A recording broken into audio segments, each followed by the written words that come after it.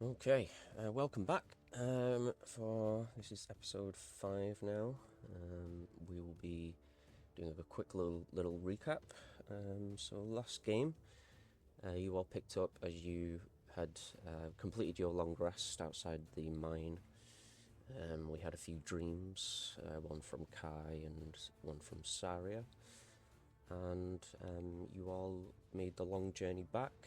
You found that the orcs that you'd left behind had vanished, and upon arriving back at the city, you noticed that a lot of people were kind of trying to avoid you, definitely had their eye on you. And as you got back to the guild, you were welcomed back, you received your rewards, you were debriefed by Fleece and by Alisar, and you were advised to kind of lay low for a few days while the kind of situation with the tribe, the Scarblade tribe, is kind of dealt with by Alisar. Unfortunately, though, as you came to the end of the night, a scout came running into the guild to inform Alisar that the group of Scarblades were on their way to the guild. Alisar summoned a bunch of guild members to come and stand off with these tribe members, and as you all gathered up, you saw that the Scarblade chieftain, Barak Scarblade, has kind of marched his way into the guild with a decent-sized group of orcs and goblins, and essentially had 4 of his warriors challenge the 4 of you to a blood battle. You all went in quite well against these, or you all did quite well against these 4 large orcs. A brutal battle that left kind of the area kind of covered in blood and everything, and very hard fought win for you all. But Barak, seemingly very displeased by this, called his warriors weaklings, and kind of using his right as a chieftain, declared that he wished to do a blood battle with Saria initially, likely looking to do one with each of you one by one. But Alisar, not wanting this to go any further than that, or put you in any more danger than has already happened, he fired a firearm into the air and declared himself as your champion, noting that he will fight for you in this instance. Barak seemed a little concerned at first, but seemed pleased as well that he could finally have a chance to rid Wargrim of the guild. And as the two of them kind of stand off against each other, and the Blood Arbiter redraws this circle of blood that kind of sets the boundary of the battle to come, you all took a step back and held your breath as Alisar faced off with this rather large and brutal chieftain. And that's where we left off. So, we'll be jumping straight back in. Let's...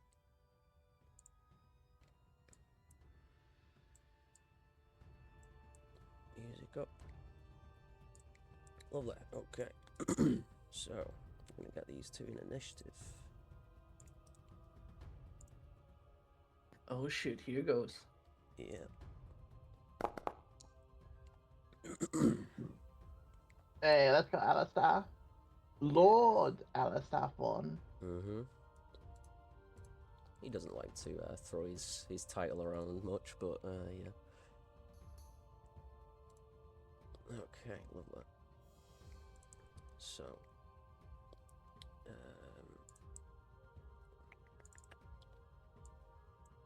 go. Yeah. So you watch as Alisar has his pistol drawn, He kind of looks back at each of you and then back at Barak, and he says, as the arbiter kind of opens its arms and says begin, you see Alisar just kind of give a little whistle, and you watch as the kind of end of the barrel of the gun kind of begins to glow a little bit, and he is going to take aim at Barak, and he says,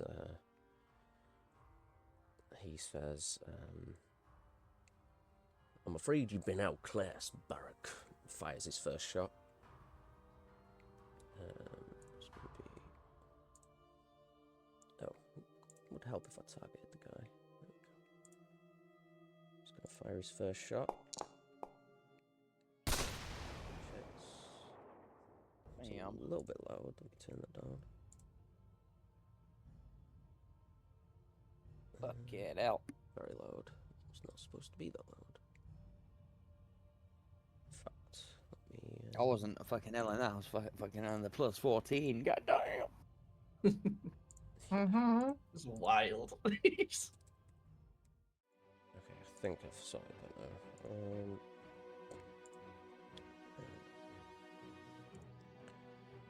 Lovely. Okay, so yeah, fires off his first shot. Big streak of purple energy fires off. That is 21 points of damage. Spicy. Blasts through the kind of shoulder plate of Barak. Big spray of blood out the back shoulder. You see him kind of, his right shoulder kind of pulls back as he lifts his axe.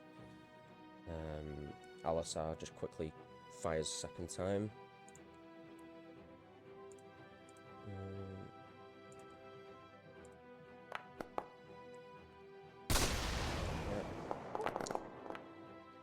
Another 15 points of damage. And then he's going to do another one.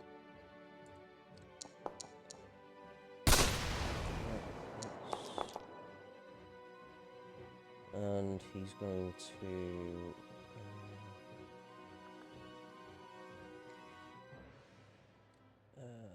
11 points of damage. And then he's going to action surge. Oh shit, let's go. Yeah.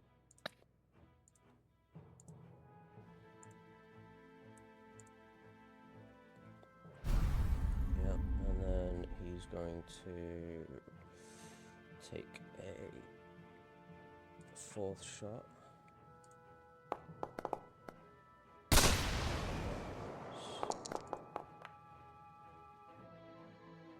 Nice. Another 15 points. I love the effect on this token. It looks like he's going Super Saiyan. So 15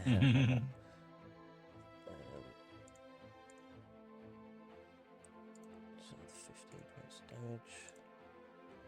And then he will... Last shot, fifth shot. Hit.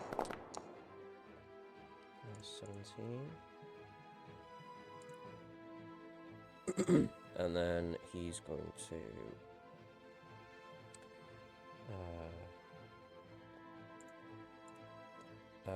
he fires his fifth shot, and you see as Barak is just absolutely just peppered with 5 shots.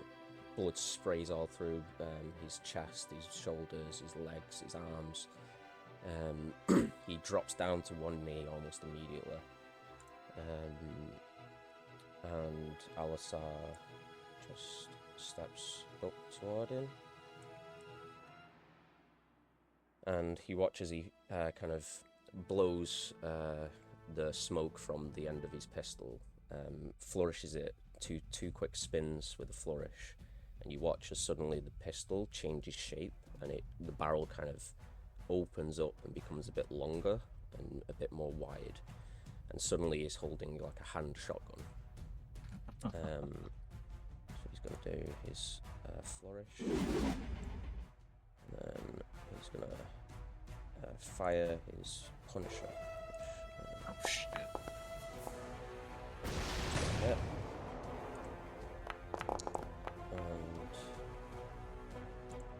He's also going to use punish with that, so he's going to re-roll damage and take the higher value, which will be the 29 points, 21 points of focus damage. Nice. Damn. And yeah, shit. Yeah, as he flourishes the weapon, he just puts it to the head of Barak, who's now like almost completely bleeding out on the ground. Well, he's down on one knee, kind of grits his teeth, and is about to swing his axe. And Alisar just says,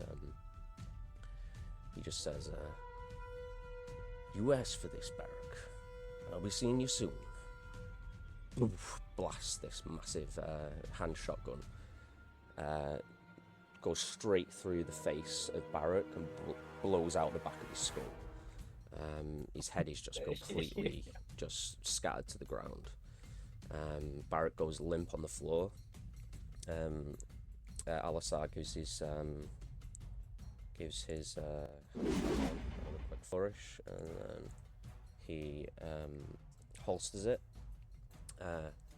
Looks over the body, looks around at the arbiter, who kind of puts his hands together and smiles. Alisar looks over at the rest of the tribe and just says, "All right then, you're all disbanded. Get the fuck out of here." Points his, he kind of points over at the gate. You see all these like goblins and stuff start sprinting out the back gate. The arbiter kind of gives a bow to Alisar, seemingly very impressed with him.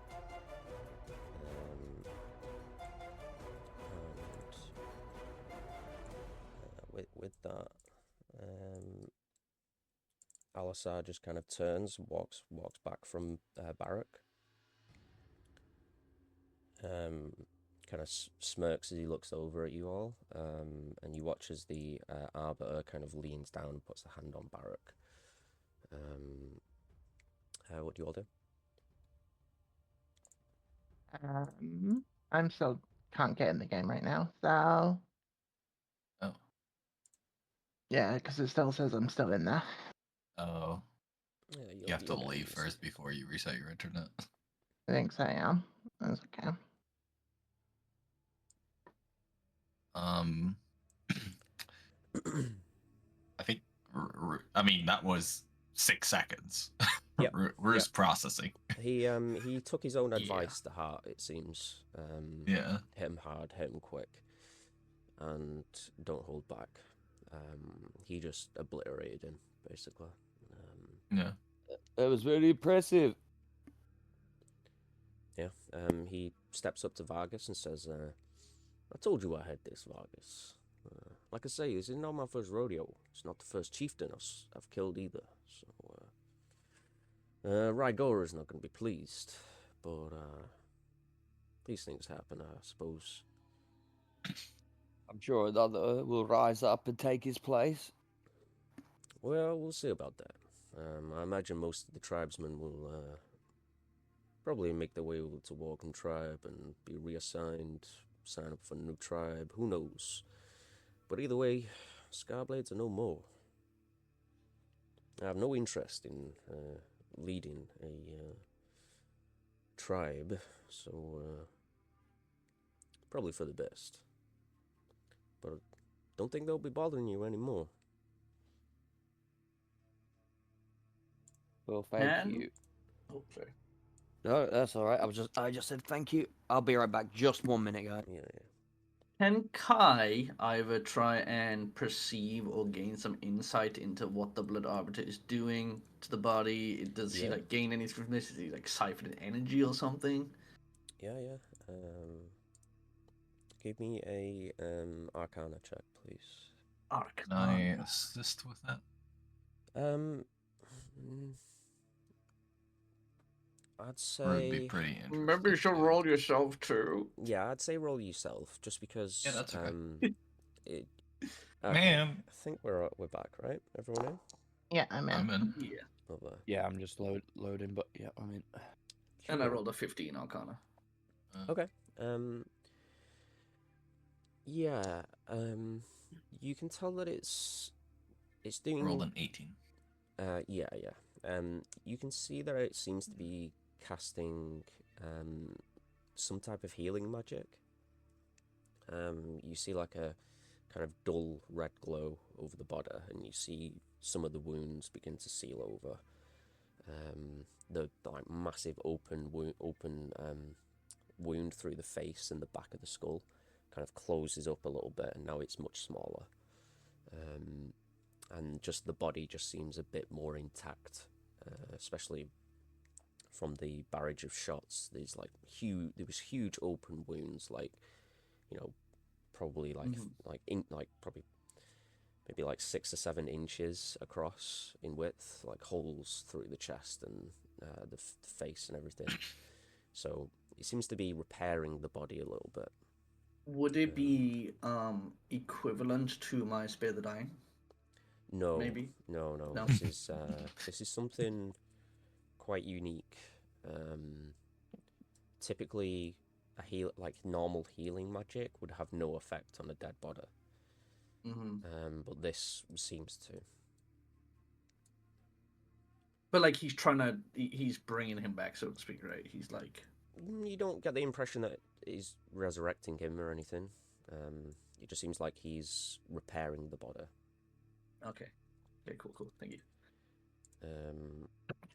And you watch as this arbiter kind of has got his hand on the chest and eyes closed, and you see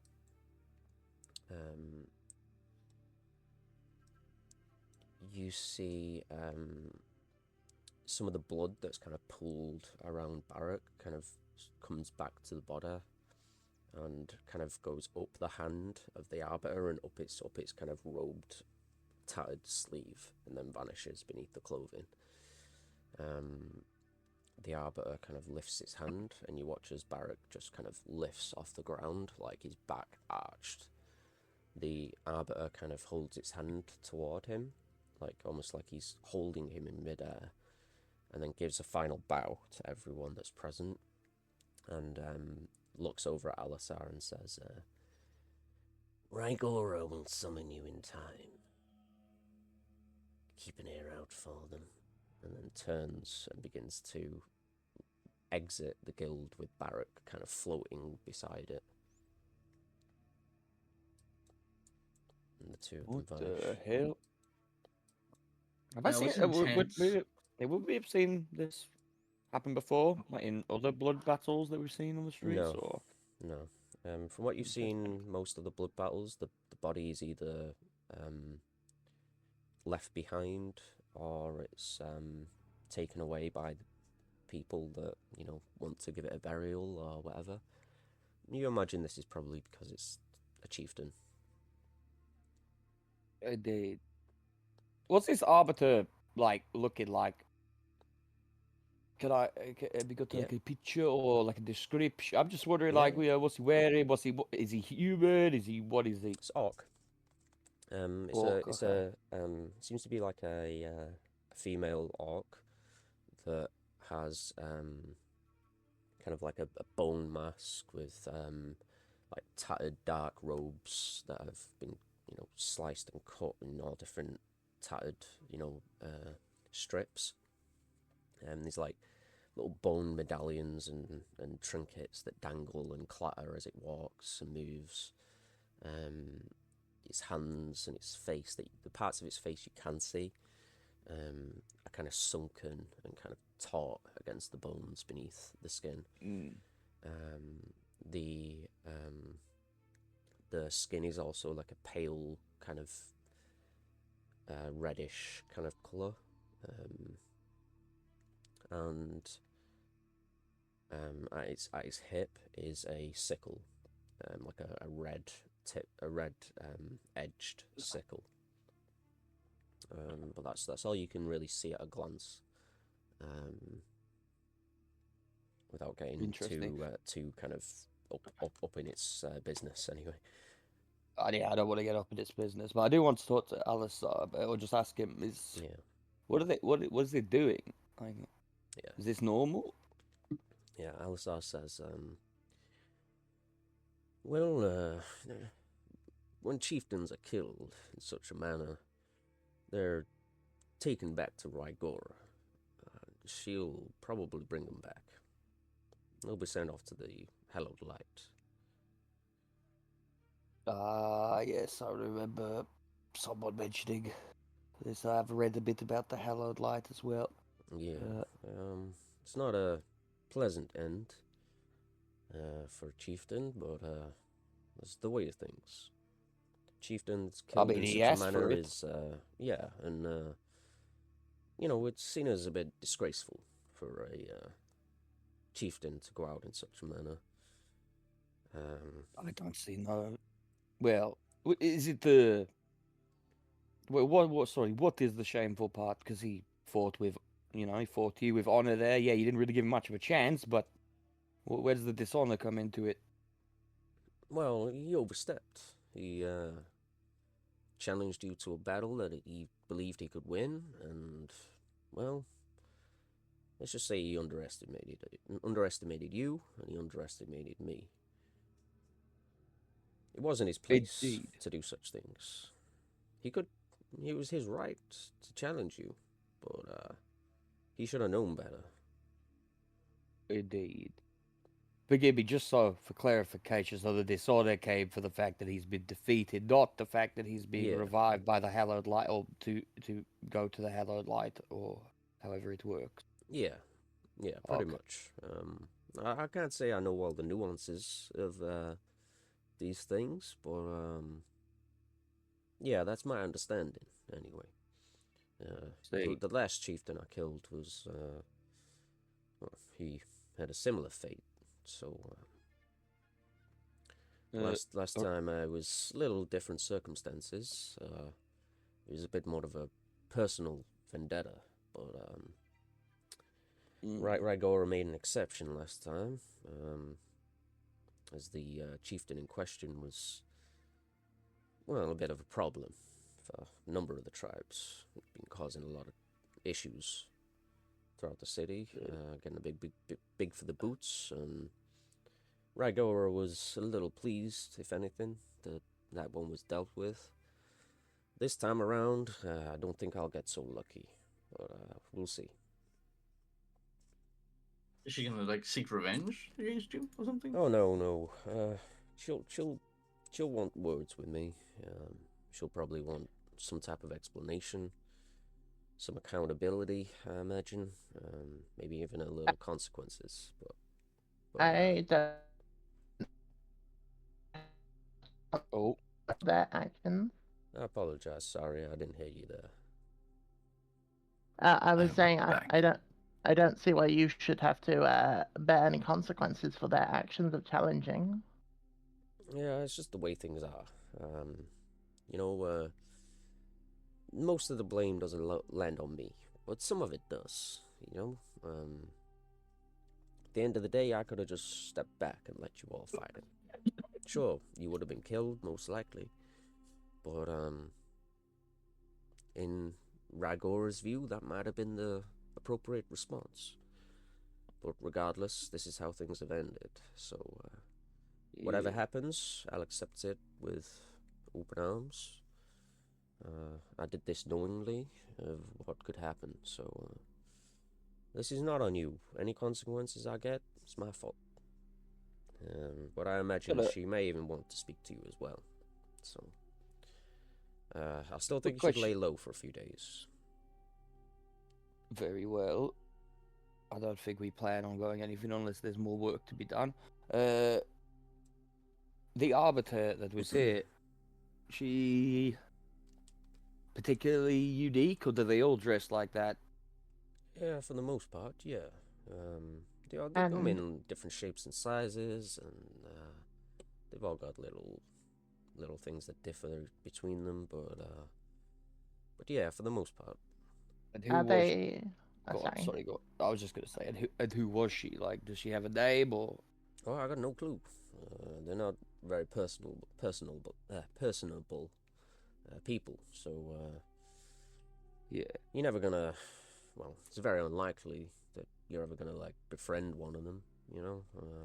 Fair enough. They got no reason to give out their names, you know. If anything, probably puts more of a target on their back when people are a bit more unhappy with their conduct, and you know. Fair enough. But for And the they most part, are- they're pretty kind of neutral when it comes to these things. As long as you don't break the rules, you don't got to worry about them. Are they always orcs, or? Most of them, yeah. There are a few hobgoblins, a few goblins, things like that, but for the most part, probably say about 90% of them orcs, yeah.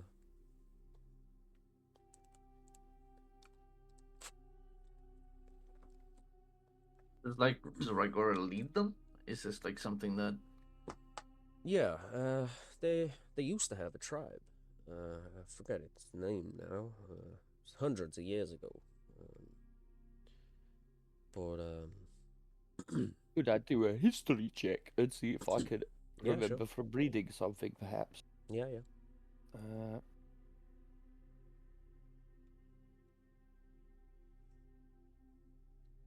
I don't have. You know what? I don't have proficiency in history, Yeah. but it's okay. I got to 13. Okay. Yeah, you're not sure what the name could be for the original tribe, but Alisar says but yeah, after the Chain Coast was reopened up and the city was rebuilt and the Wargrim tribe came back, they were kind of I don't know, adopted, you know, taken in by the Wargrim tribe, and for the most, you think of them as the same. It's the easiest way. They work for the Wargrim tribe. They work for Rygora primarily. Does Rygora follow the same practices? You know, like Oh, yeah. manipulation. Yeah, she founded this rule. Okay, got it. Yeah. In the early days of this city, things were, well, not very pleasant, put it that way. There was a lot of conflict, a lot of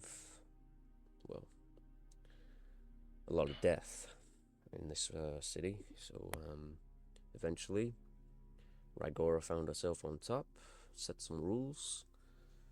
Well, it's worked so far for them. So maybe a little savage, a little different to the norm of other regions, but it does the trick, you know. It's very rare that people try and step out of bounds when it comes to this Rite of Blood battles. So, for the most part, it does what it's intended to do. Stops spirals of revenge, and puts an end to most conflicts quite quickly. So, and yeah, you won't find a prison in this city. Mostly everyone who defies the law is killed. So, saves some space, I imagine. I don't know. I like it. Seems simple. Yeah, well, they're simple kind of people, so it works for them, and to be honest, it works for me too. Kind of glances down at his pistol. As long as you're the strongest, Well, yeah. I gotta say, Rygora is. She sends a shiver up my spine. So. What about that guy? Do you reckon he stood a chance? Like, if you hadn't have, you know, got the, that initial, I don't even know what to call it, barrage of shots. It's possible. Chieftains are no pushover. They can really do some damage real quick. They can butcher you up in a matter of seconds. So, whoever got the jump probably, you know, had a pretty big advantage in this. But, you know, this is why I trained. This is what I'm made for.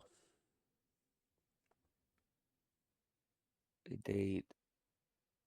I hope to one day be as powerful as you. Oh, I'm sure you will, Vargas. I'm sure you will.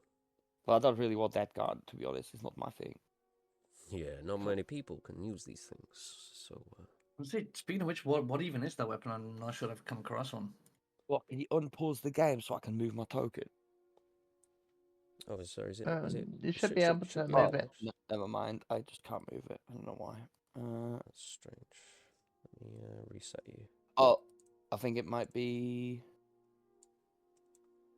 Try now. No. Don't worry about it though. Just continue. I'll figure it out. I'll try some things. Yeah, you might have to just relog in. But Or delete your token and drag it back out. sorry. I said delete your token and drag it back out, maybe. Yeah, I'll see if me dragging it out will change anything. But go on. You continue. Don't worry Yeah. about me. But yeah, he kind of pulls it out, gives it a spin, holds it out to Kai, and he says, "Feel free to take a look. Just don't fire it, please." And slowly take it off him, like Hmm. unsure. Yeah, And I he guess shows you the just trigger and says, just don't pull that little lever there. I guess when I'm looking it over, can I see anything magical about this weapon, or is it Yeah. purely Yeah. mechanical? Yes. Like It's magical.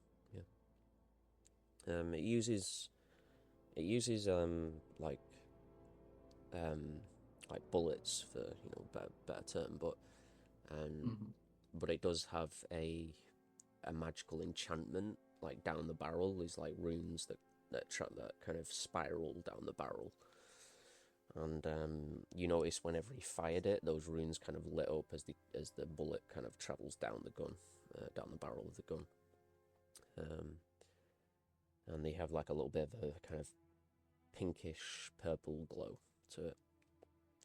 I'm just gonna yeah. hold it up in front of my face. I'm gonna say, "This is quite the weapon. Where did you come across this thing? Did you make it?" Oh no, I'm no tinkerer, friend. I know some basics, but for the most part,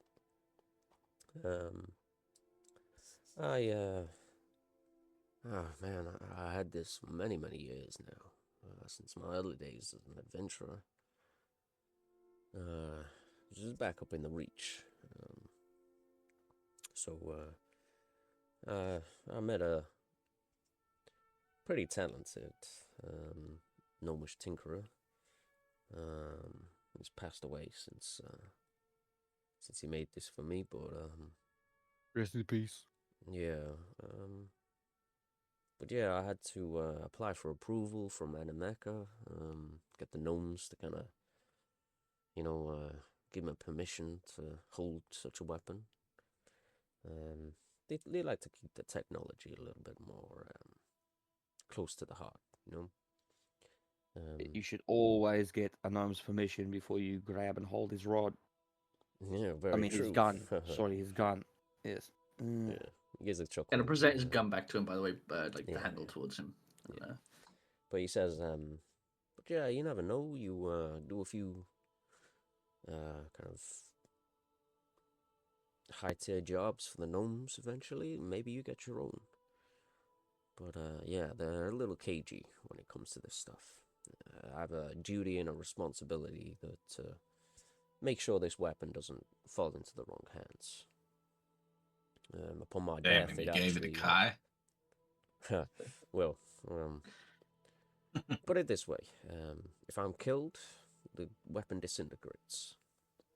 It's not going anywhere but in my hand. I mean, I think it's a little loud for me. I like things a little more subtle, and I'm gonna just play my dagger to my fingers. Yeah.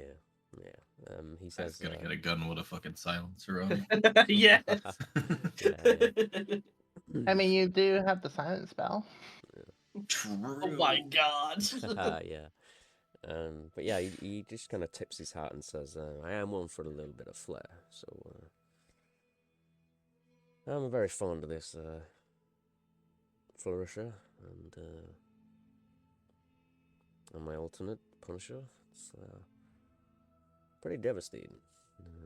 It's fun to use as well, so whenever I get a chance to do something like this, well, probably makes me a little happier than it should. But Forgive me the for my wife probably won't rudeness. be. Sorry, go on. I was gonna say, forgive me for my rudeness, but I will say I think you've earned my respect today. I kind of saw you as more of a pencil pusher, but I mean, you could hang, you know. Yeah, well, thank you very much, Kai. He gives a little head nod and a slight bow. He says, just as you serve the guild, I'm here to serve you. So, you ever need some backup, some help? I'm always game, as long as I've got some spare time, you know. For the most part, I stay within the walls of the guild, but, you know, if someone comes hunting you down, well, I got your back.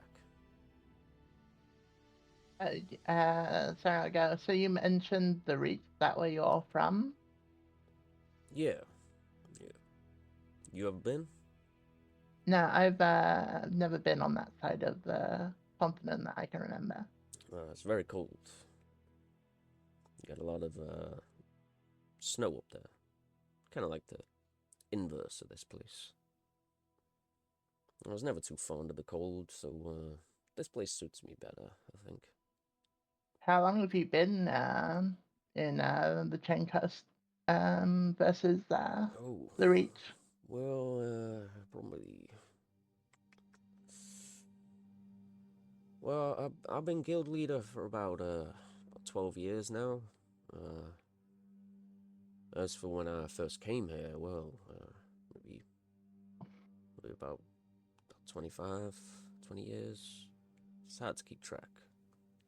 All becomes a bit of a blur, you know. Yeah, I'd say about 20 years, maybe. I used to do little jobs here and there in the early days, you know. This place has come a long way in the last couple of decades, so you'd be surprised how this place used to be.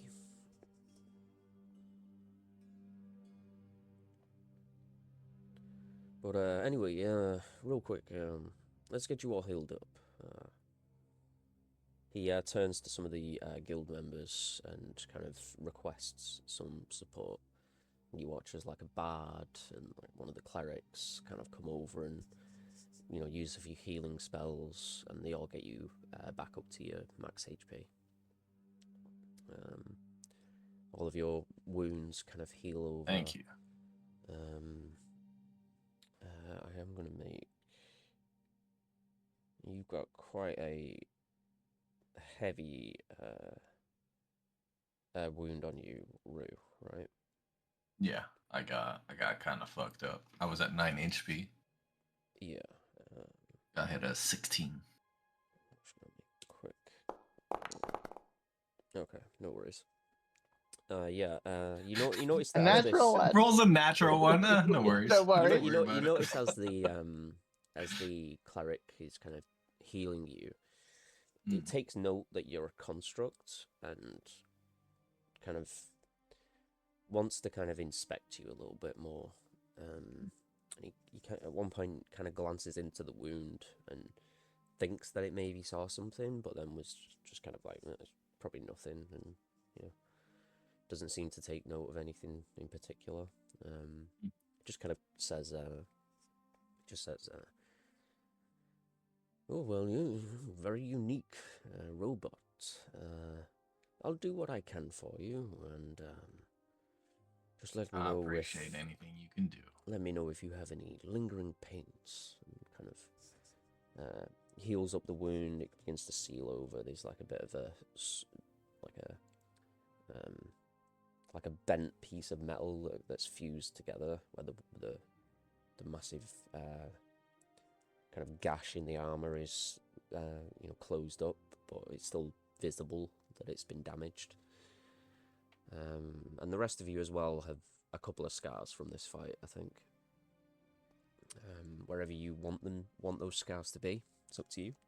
I'm happy for you to choose if you wish. But you all took some pretty heavy hits from those orcs with the great axes, so I think you'll be I will say, like, like I'd a say, little like, mark of my, honor. yeah, I'd say, like, my armor on my, like, my chest armor is a bit, like, cut open. I probably have a scar across my chest because I took a big hit as well. Yeah. I guess Uh, it would be around her neck, I guess, because Mm. she's fully played, and a lot of her wounds actually healed up fairly fast in the fight as well. Yeah. She only was down about 10 hit points at the end of it. Yeah.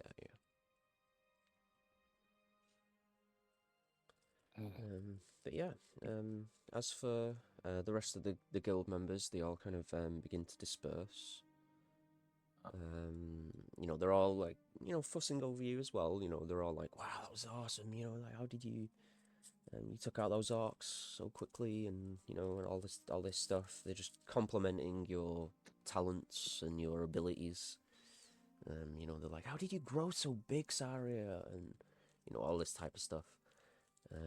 You know, they're inquiring about your transformations as well, Rue, and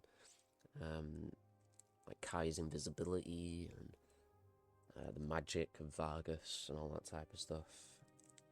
You get the impression that for a group of new guild members to go through what you have and be victorious, not only with the job that you took on, but the blood battle that came directly after it, is very unique and worth noting and remembering.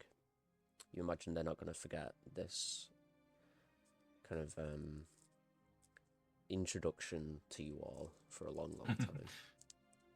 Came in here like a bunch of fuckers, kind of like, yeah, we'll take that hard ass job that a previous group already filled. Yeah, sure. Yeah. Finish it, come back, challenged by fucking massive orcs from one of the tribes. Yeah, win. exactly. It's Yeah. like, Yeah, who the fuck are you guys? Yeah, you get the impression that like most new members like play it safe, you know, and they kind of look for the easiest job that they can, and Build up fame.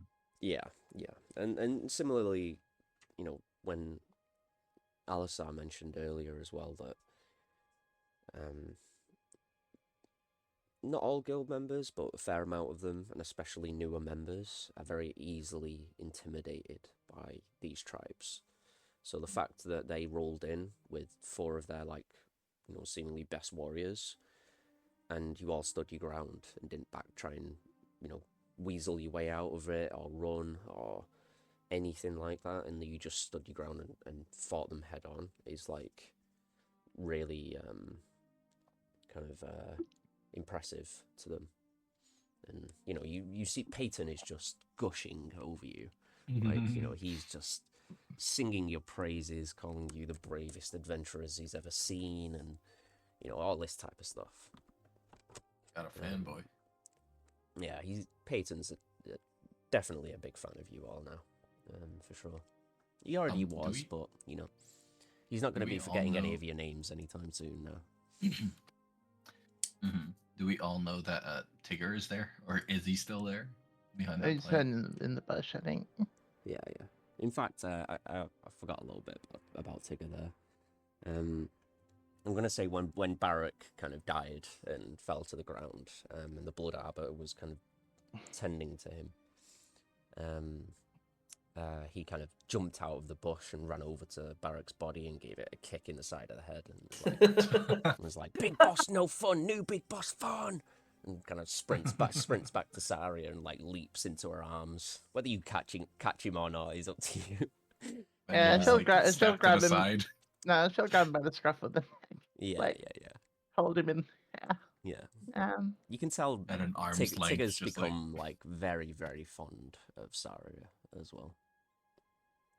You're welcome. Thank you, Dave. Thank you.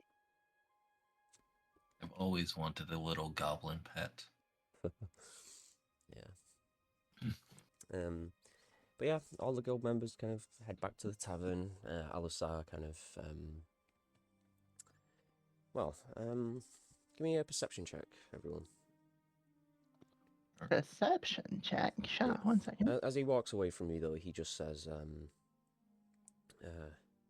once again, just lay low a couple of days. If you needed, Rygor wants to speak to any of you with me, then I'll come and get you.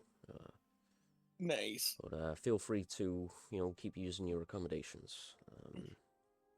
We'll speak soon. And he walks. Get him out of the way. Get them out of the way. Yeah, he walks over to this door here and kind of opens it up and steps in. Bye. Yeah. Does that look like his personal chambers? Yeah, seems to be. He takes his Well, shoes. it's over Actually, here. you notice as he's what have we got? 17 from Kai. All the rest of shit. Yeah, okay. Saria, you just notice that as he enters, he takes his shoes off, and takes his hat off and kind of puts it on like a stand, like a coat rack kind of stand, and then closes the door. Kai, you have a little bit of a better angle, and you see as he steps in, somebody greets him. I'm just going to grab your token here and throw you inside his room for a second so you get to see what they look like. Oh no, where am I? Yeah. If you can see You've been this. kidnapped. He likes having a little off boy in his chambers at night. Oh, God damn it. I mean, I'm not gonna say no. Shit. DM, was this the same picture that I saw? Oh my god, there's two of me. They Yeah, cloned sorry, me. I wasn't getting vision off your first token, so Yeah. Was this? I saw a painting of a female in his work chambers opposite, yes. right? Yeah, you The see same one? the blue skin, the kind of quite kind of voluptuous kind of body build, like a pink kind of dress, like lace kind of dress gown, like a pink flower in the hair, like long blue hair. Sorry, is this Alisar? I'm No, confused. this is a female that greets him as he steps inside. Oh. Yeah. Oh. But Kai's the only one that notices, or has the correct kind of position to get a good look. Yeah, at this.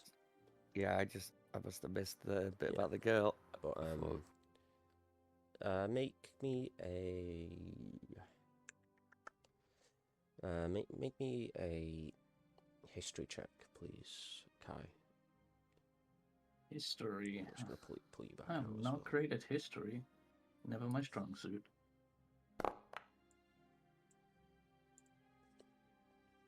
Okay. Yeah. You get a good enough look here that you can say for certain this appears to be a water genassa. Oh, okay. I don't think you I don't would've come recognize across her other them, than the picture that you saw prior, but yeah. Would this have been a race that I've come across in the Veil world, or not? You may have. Kai wasn't seen- very you may have outgoing, I seen- guess, yeah, but you probably might have seen a couple of them, but you've never like befriended one or anything. yeah. They're very very quite rare in your home region. But yeah, you know enough about them anyway that they have like a grove in the Reach that was founded by one of the members of the Ashen Storm, the group who kind of defeated the God of Death, specifically the World Sage Dathan.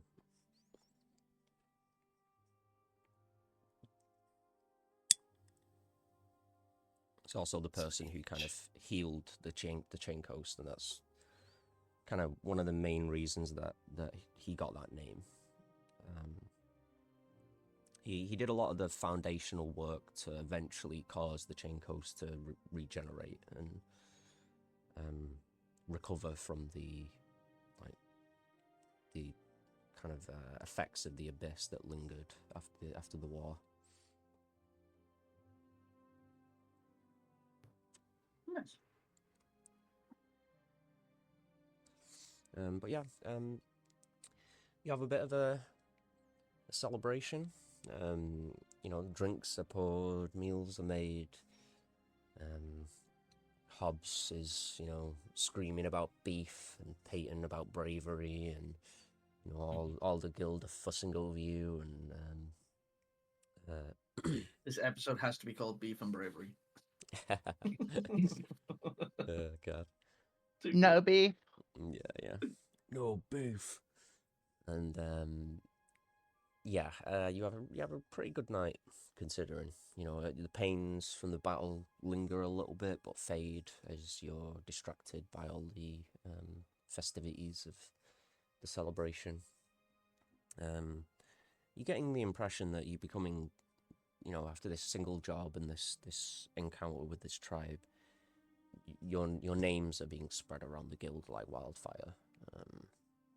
You are quickly making a name for yourself, whatever that may be.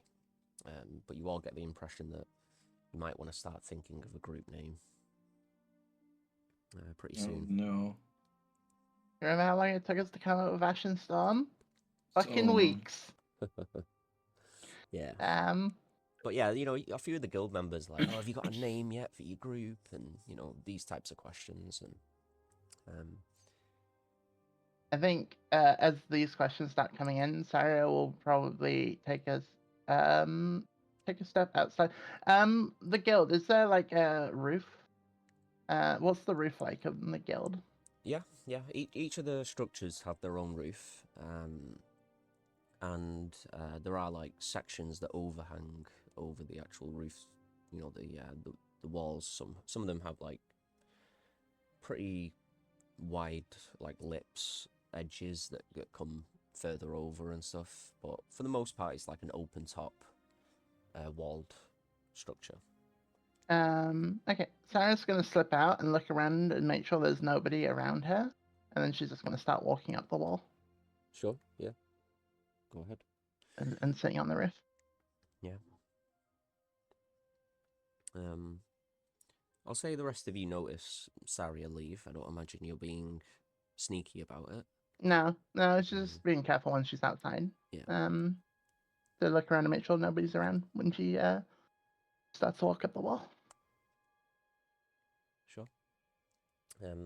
Yeah, you get up there fairly easily. There's no one there, no one around to kind of stop you from doing anything. It's just free reign here. No, she just wants to be under the open sky so she can sit down and meditate for a bit. Yeah.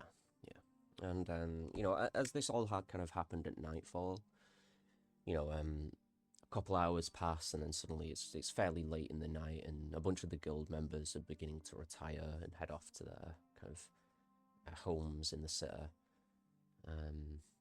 And the guild is beginning to kind of die down a bit and become much quieter. What do you all want to do? I'm going to go out. I'm going to go find an inn. Yeah, sure. Anyone want to go with him? I will tell them I'm going to go get myself some accommodation. I'll see you in the morning, eh? Aren't we staying here for the night? I like my privacy, eh? Well, you know where we are if you need us. Do we have private rooms here? Or am I going to have to sleep next to you? I think it's this common room over here where there's like 3 beds in one room. Yeah, right. Yeah, I'm gonna go get myself a room, mate. Might as well use some of this gold. All right. Well, be careful out there. As you're leaving, you see like just about here on this structure is actually like a balcony. And you see, you don't notice him until he speaks, but Alisar is kind of leaning over the edge of the balcony. Kind of overhears and sees you leaving, and he says, "Be careful, Vargas. Keep your head low. Make sure you come back in the morning. Take care of yourself." Have a good I night." will. And as you glance up at him, you see that he's like in top to bottom. He's wearing like floral pajamas.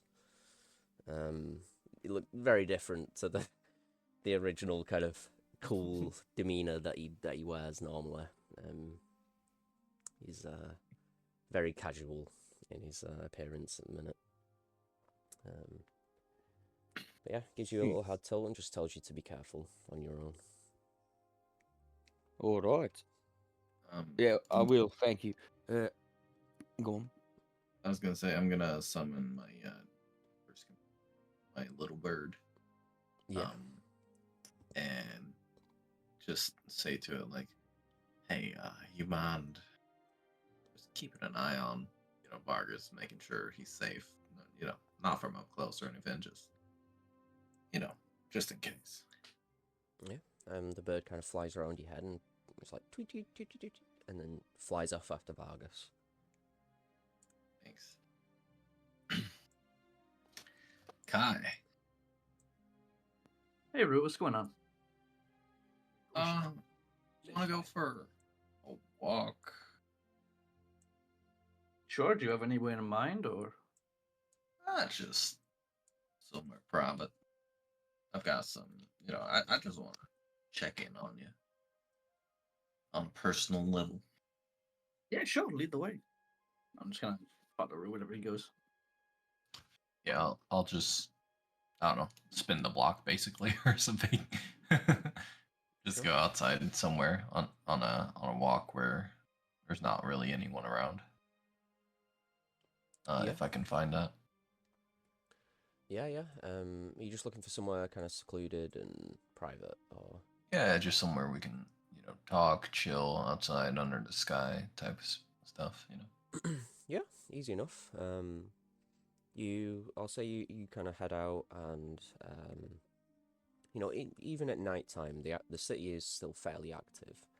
It's nowhere near as kind of loud and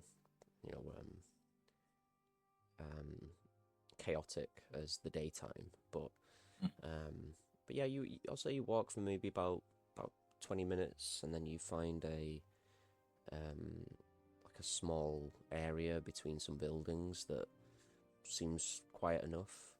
There's no one like lingering. A few people pass by in the within about maybe 60 feet of you, but they appear from behind a corner and then disappear behind another, going about to wherever they need to be. No one's paying too much mind to you at the minute.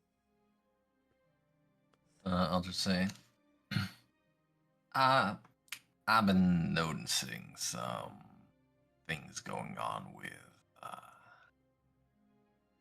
your shadow. I'm not trying to pry into your business or anything. I just want to make sure everything's all right, because it's kind of worrying me. Why wouldn't it be? Well, I don't know. It's something strange. I noticed it, and I don't know. It's not every day you see a shadow move differently than its owner, I guess. Or I mean, we all have our skills now. I mean, look at you. Of You've been course.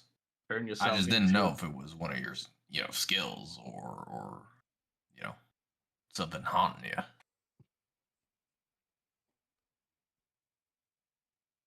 No, I've got the ability to, manipulate things. And I'm gonna use my shadow arts, and I'm gonna cast Mage Hand. Yeah. And you look down at not my shadow, but your shadow, and it just tends to move slightly away, and it picks up a rock off the ground, just throws it up into the air. My shadow goes to pick up a rock and throws it. Yeah, That's cool. It almost like stretches away from where it should be, and then it throws it up, and it just kind of like hovers there slightly out of position. Gotcha. Oh, I mean, hey, fair enough. I just wanted to make sure it was, I'm glad you're okay. Yeah, I'm doing great actually. Last couple of days have been pretty intense. You can say that. But I don't know. I'm noticing. I guess my abilities getting a little bit stronger. So maybe that's what you saw. Maybe, I'm not sure. I mean, when you were sleeping, when I think it was about the time when I was talking to Vargas about dreams and stuff. And we had that whole conversation. But before we had that, the night before when you were sleeping, I kind of saw your like, you were sleeping and your shadow was like, I don't know, almost petting you or something, or like keep, Hmm. make reassuring you. I don't know. I can't say that I've noticed that before, but maybe that's just because I'm sleeping, you know. Well, yeah, I mean, I imagine it's kind of hard to notice things when you're asleep. That's why I figured I'd bring it up to you. Hey, I appreciate it. Watching out for me. Yeah, I'm trying to watch out for everyone. I don't like seeing you guys get hurt. You know. Yeah, I can tell that about you. You're a lot more how can I phrase this? A lot more human than I thought when I first saw you. A lot more. I mean, I don't know how to phrase it. I'm not sure either, but I mean, it sounds like it's a compliment coming from you, so I'll take it. Thanks. Of course, of course. How are things with you? I mean, that fight kind of hurt. It- I got hit a lot, but yeah, I can tell. Actually, I don't know if this might help, but I'm gonna pull out one of the healing bombs from that I still had in my pocket from the mine. Hmm. oh, I mean, I got healed by the guy, so I think I'm okay. I don't want to be wasteful, you know. Hey, I just mean like hang on to it. Back when I think Vargas used them on the miners, it kind of have more of a prolonged effect, right? Right? Okay. Hey, it might help, you know. Maybe. So I hand over, You. just in case. Yeah.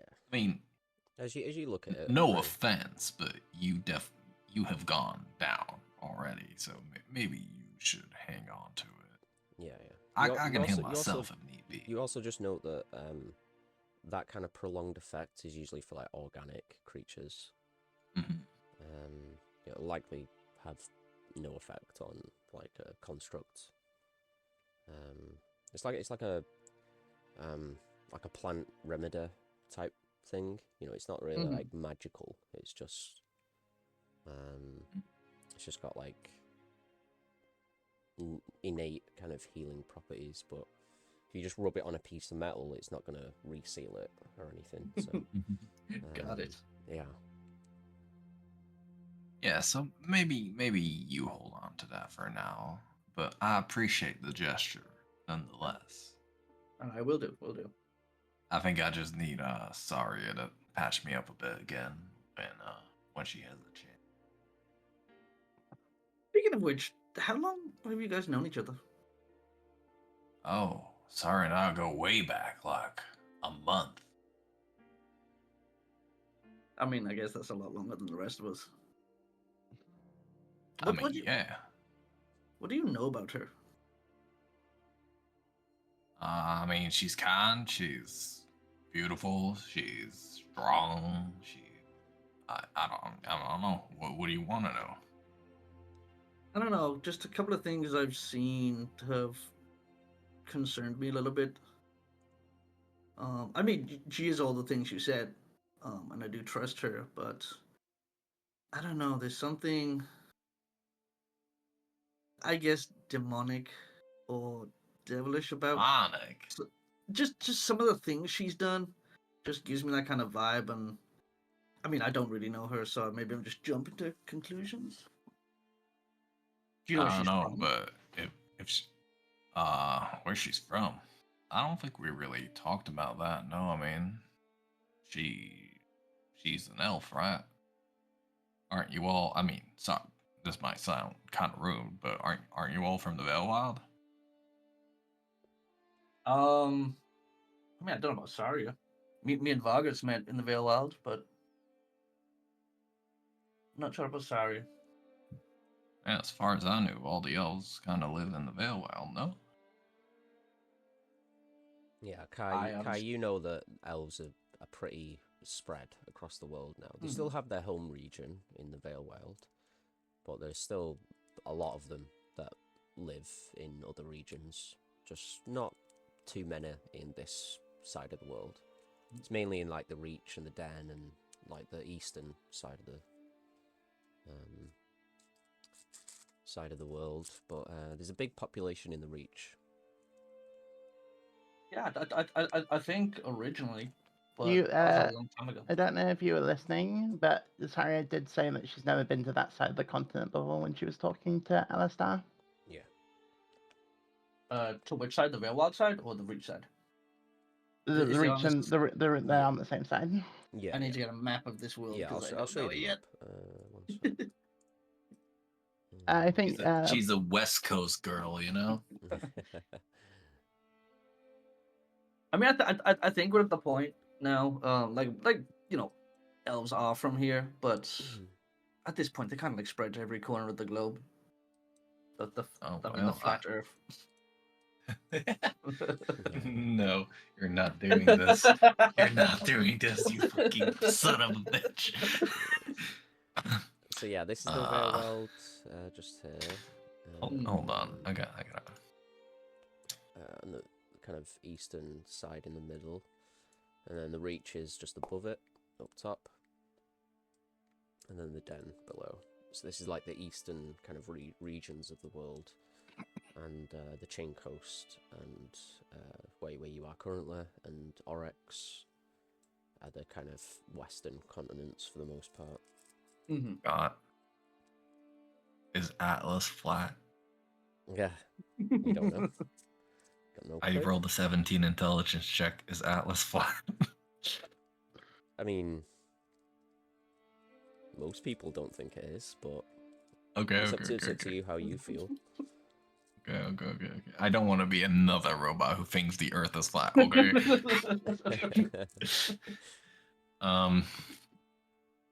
Actually, I'm pretty sure that. You know what? Never mind. Yeah, I'll kinda. I mean, I guess that's my bad. No, I don't really know where she's from. But I mean, she's just a kind person, unless you unless you fuck with hers clearly, because I mean, she has a mean swing. Yeah, you could say that again. She has a mean swing. I hate you. Just a heads up. I wasn't literal with that. It was a turn of phrase. Anyway, I don't know. It's just a couple of things I guess I noticed with her abilities that just rub me the wrong way. Oh, I mean, I don't know. Like you said earlier when I talked to you about your shadow, I guess we all kind of got our own abilities. I mean, you should talk to her about it. I was going to, but she took a walk earlier, and I just kind of assumed she wanted to be alone. Oh, that's fair. I guess I haven't seen her in a while. I'm sure she's fine though.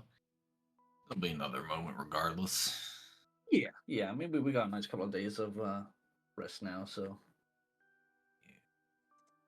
Yeah. I mean, it's good to know that your shadow thing is haunting you. Had me kind of worried for a second, But you guys got nothing to worry about with that. It's. oh, I wasn't worried about myself. I was just worried about you. I'm sure I'll be fine. But appreciate you checking in. Yeah, of course, anytime. I'm always here for you. I mean, any of you, really. Yeah, I get that feeling from you. I I just appreciate want it. to take care of y'all. I mean, after all, y'all do own me. We owe you? Oh, Oh, okay, yeah. Okay. OWN. I mean, technically, Sari owns you. She's the one that bought you, but I mean, you're one of the group. You're not a piece of equipment. That's Look much at I do you, know. how you've grown. Take an inspiration, Rue. Thank you. You know, I appreciate that, Kai. Anyways, we should probably be heading back unless you got stuff you want to go do, you know. But... No, I think I'm ready to go. Maybe take a lie down. I'm still feeling a little bit sore from that fight. I mean, I could try to give you a massage, but with these iron hands, maybe not the best tools. Maybe I'll find a bathhouse or something on the way back. Maybe. But, come on, then, let's go. Alright. Yeah, we'll head back. Yeah. Give me a perception check. Both of I you. want to look for a bathhouse too. He said that. Perception. Ooh, not great. Okay. 9. Yeah, Like- you do see one. It doesn't look like the greatest place, but it fits the bill for, like, you know, if you just want to get yourself clean and, like, you know, they've got like a Nice small warm kind of soak. they've got a small kind of sauna area and just like an open pool kind of spot, but it seems quite quiet. No one's really, you know, there's maybe like 1 or 2 people there, but yeah. You think the others would be pissed if we stopped off for a bit of relaxation? Rue? Oh, I don't imagine they'd be pissed, but I mean, I shouldn't really be spending much time in the water, you know, I don't want to start rusting. You're right. I mean, but you go ahead. I mean, I'm okay to stand and watch. That sounds kind of weird. I mean, if you want to head back, you can go ahead. Nah, it's whatever you want to do, Kai. I'm definitely gonna go and have a sit in that sauna. That's for sure. Yeah, go ahead. And yeah, I gotta go take, you know, like half an hour or so just to relax and loosen up the muscles. Yeah, I mean, if you want some quiet time, I'll just, you know, wait outside, and or if you want to talk, I could just, you know, sit next to the water maybe. Yeah, sure. Let's do that.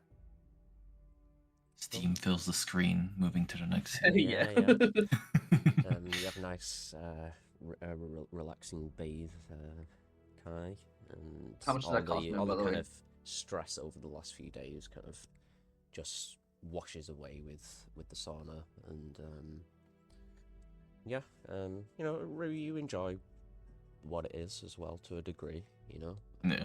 The like steam and everything does kind of help keep you a little bit cleaner. Mhm. And like condensation that builds and drips down all the metal parts and everything. Gotta make sure to towel up real good afterwards. Yeah. But yeah, eventually you make your way back, but we'll jump over to Saria. You have headed up onto the kind of walls of the guild.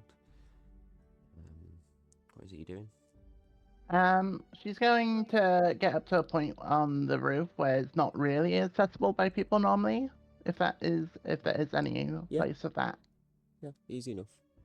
And she's gonna unfasten her breastplate and put it down next to her, as she just rubs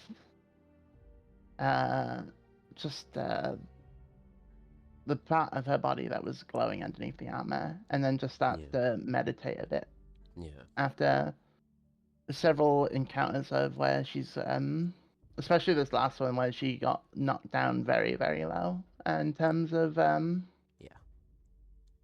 And it's the rune has like a bit of a dull glow to it. You feel it kind of thrum a little bit every so often. Almost like an incredibly slow heartbeat. It just kind of pulses through you every so often. And then she'll just pull a vial out from her pouch and just tip it back and then drink the liquid inside. Yeah. As you do it, you know, that thrum kind of dies down a little bit, and you kind of breathe and sigh. A bit of relief comes over you, knowing that, you know, you're safe, and Rue is safe, and Vargas and Kai are all good. Everything seems okay. and then you feel something around you, kind of like sat down with your back kind of against the wall, kind of looking up at the stars and everything. You feel something kind of nudge the side of your back, like a little gentle kind of nudge. As you glance down, you see Tigger curled up in a little ball, like next to you, just kind of whimpering as he falls to sleep. Makes you jump a little bit at first. Yeah, I was gonna say. But you notice that he's probably been there for quite a while. It's like asleep. He's like completely out of it. He's like nuzzling into you a little bit and trying to keep himself comfortable.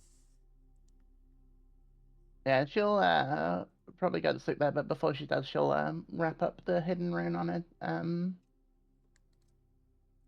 In the cloth that she usually uses when she's not wearing the breastplate, keeping it very hidden from sight.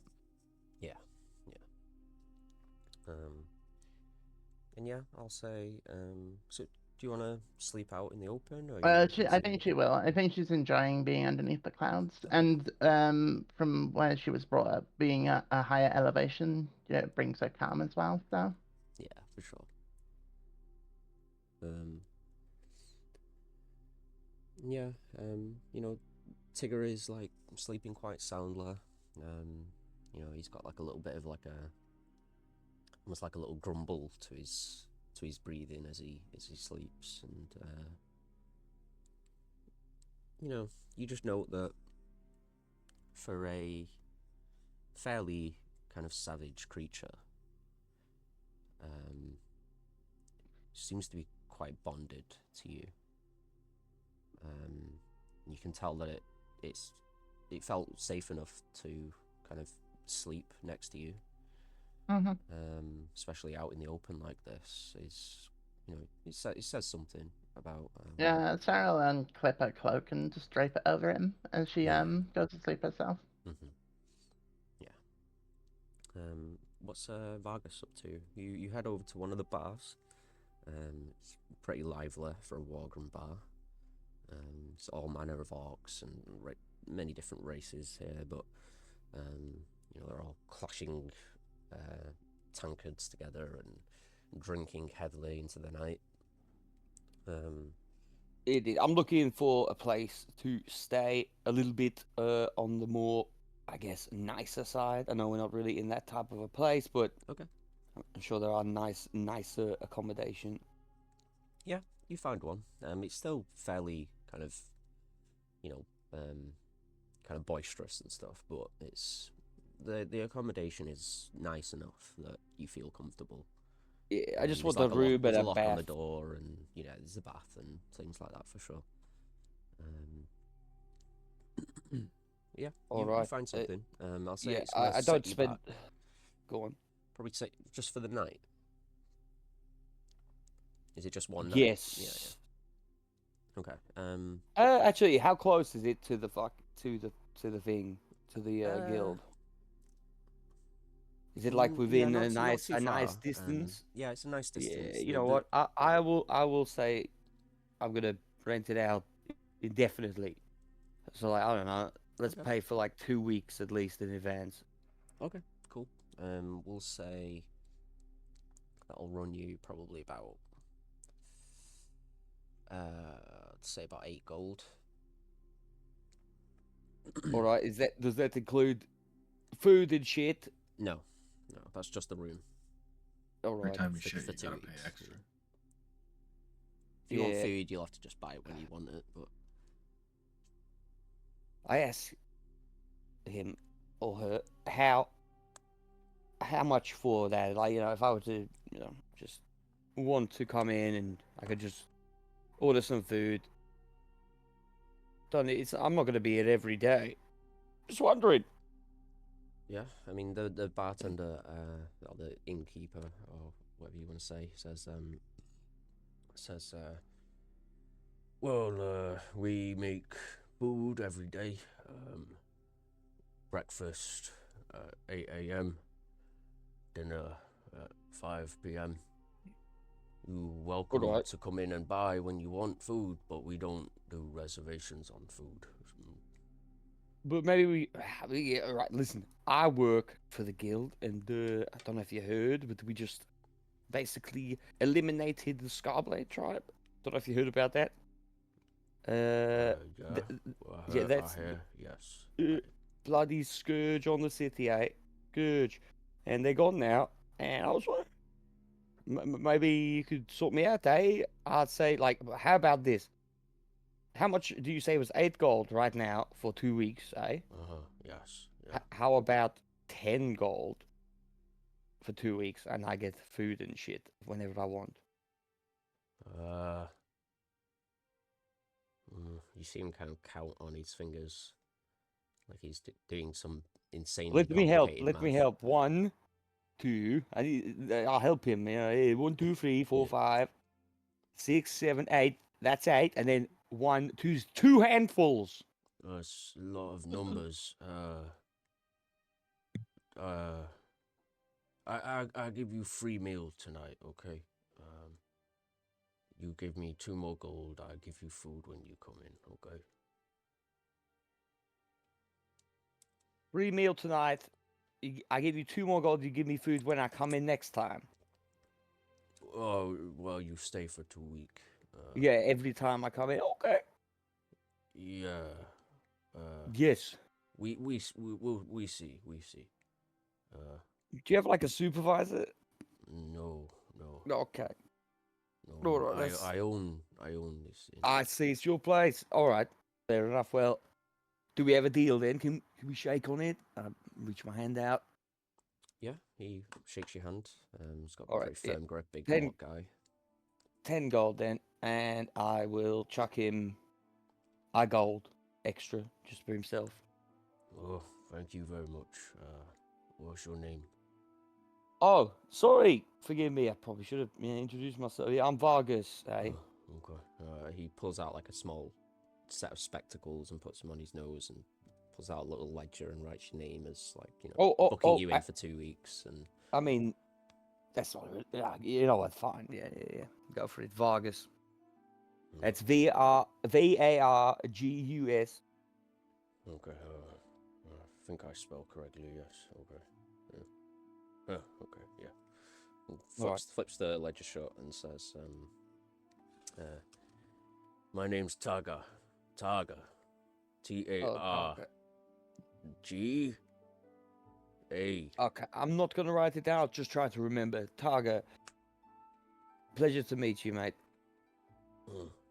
I make food for you now. Okay. Yeah. Yeah, go on. I'll wait. He kind of heads back into the kitchen, and you hear the kind of sound of pots and pans and stuff. And yeah, you brought out a fairly nice meal. It's not quite as nice as the guild, but it's decent enough.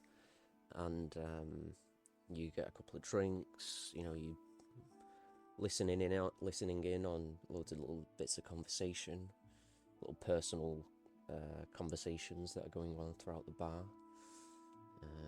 There's a lot of chatter about the disbanding of this tribe, like an incident of the guild, some people call it, and that there might be a bit of like a shake-up in the tribes because of it. But yeah, is there any other kind of info that you're looking to pick up or? Not right now. I'm gonna go upstairs with the rest of my food, and yeah, I'm gonna lock myself in my room, and I'm gonna summon from.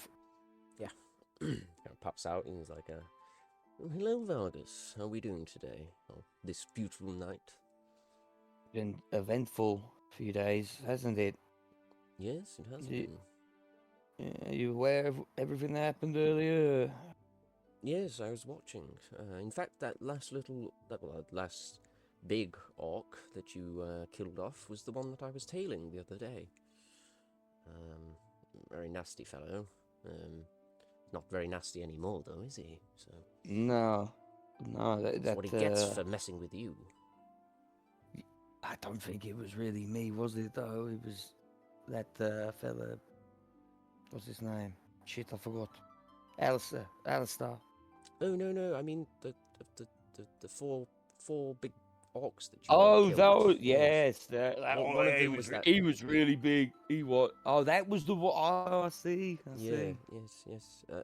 I didn't notice it immediately, but well, as your little void orb pulled and ripped his arms off, I kind of noticed in the last second, and kind of made me chuckle, you know. But I'm glad you were okay, Indeed. Vargas. I was a little worried, but you did very well. Should be very proud of yourself.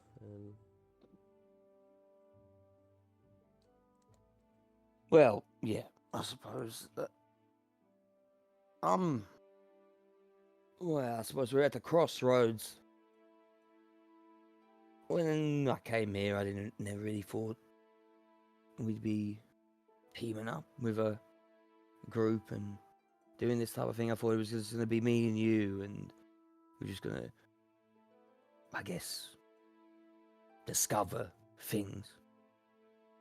Well, there's plenty of time for that, Vargas. Do you want to sneak around? Maybe not tonight, eh? Not tonight. Okay, fair enough. If you want to, at But, any point, I'm game. I'm always I happy know to you have are. a little snoop here and there. Indeed. I just wanted to get, well, your opinion on it. And also, I'm going to summon the Void Orb. I'm just going to let it sit there for a moment and watch it. Yeah, kind of vroom appears, and is that very consistent tone that it just kind of emanates from it and just hovers in a space in front of you. Did you have that dream too? What dream, Vargas? What do you mean? About us in the void, just floating. Oh, you mean the other night when you woke up a little, well, you looked a little off, but, no, can't say that I ever dream. Ah, I see. It's unfortunate, eh? Oh, well, maybe fortunate, I'm not sure. Is it a blessing or is it a curse to dream? Well, I'm not sure, Vargas. Maybe, I imagine they're quite insightful, maybe? What did you see? Anything of note, or...?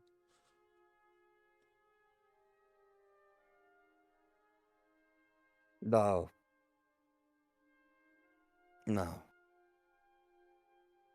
There was something there, but more of an absence of everything. Well, seems you're imagining the void quite accurately then. So, sounds a little dull, but guess it's better than... Yeah, but there's something out there, ain't there? There's something out there. Well, yeah, there's always something out in the void, Vargas. Yeah. And no one's ever seen it before. Maybe? And I think I'm gonna help it. It seems to be helping me. What do you mean?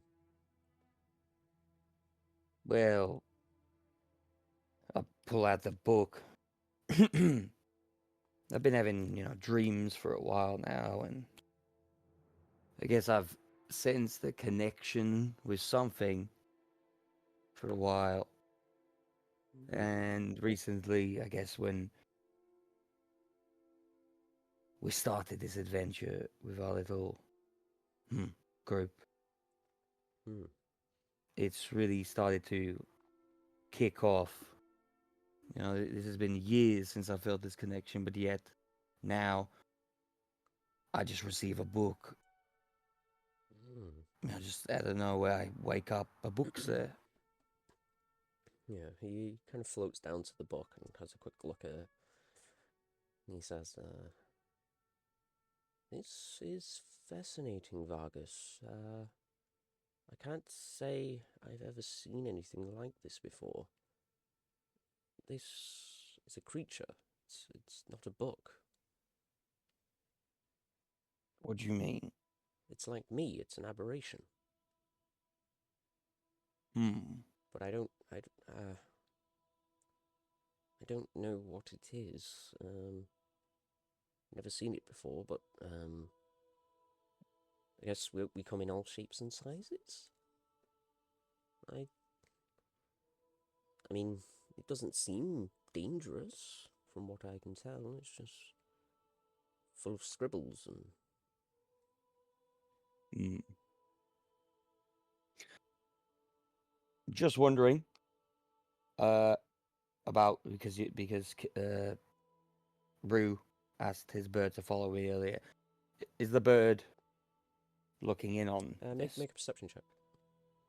Okay.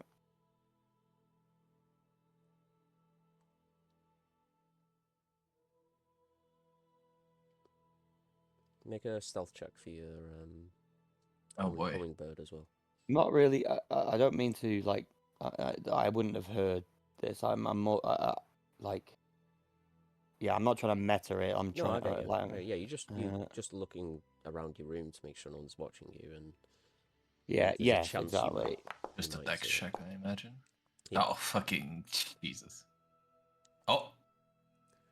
Okay. 19. Yeah, so you glance around. You don't notice anything in particular. You hear a few like footsteps outside your door and stuff, but they pass by the room and. All right. Well, then the birdie. I don't know how the birdie or if the birdie can communicate this to you, but it's going to be interesting if it can. But the birdie would see, if we got like a vision from the bird's angle, A Vargas. bird's eye view, if you will. Yes, exactly. hate you. Oh my god. Yeah. Why are we friends? Crazy. Because you love me. you see Vargas in the bath and Flume like floating over him. They're chatting, and he will open the eye on his chest. Hmm. Yeah. Yeah. And yeah, he will say to Flume, this happened as well. Oh, you got a A new one. sentence. Wow. When did that pop up? Is that, When we got out of the cave, I believe. Finally, you've got two eyes. That's, well, Yeah. stepping up in the world, aren't you, Vargas? From 0 to 2, maybe. See how many you get. Have to say, though, this one's a little different, isn't it? Green. Oh, I feel a little sick looking at it. What the hell? Yeah, it makes me feel sick too. Oh, it moves. Oh. Of course, it moves. It'd be weird if it didn't move. What do you mean? Your other one doesn't move. What do you mean? It doesn't? No? Oh. It's stuck on your forehead, isn't it? Yeah, but it doesn't look around. Like, I move. Well, I can see, like, like I'm looking around. I mean, I just saw it move from your chest up to your shoulder and back again. Well, yeah, it's a weird one, ain't it? And then there is an eye that is moving from his forehead, I guess, as Flump said, around. Yeah. And what does this eye look like? It's like a purple coloration. And, the irises have like slightly different patterns to them, but it's very hard to see it unless you really look. I mean, Vargas, you wouldn't know the patterns because you can't really kind of you can't see the one on your forehead, but the one on your chest, it has like a bit of like a fractured kind of it's almost like a cracked iris that has like little dots all over it, like little dark spots that kind of shift and move and blend together a little bit.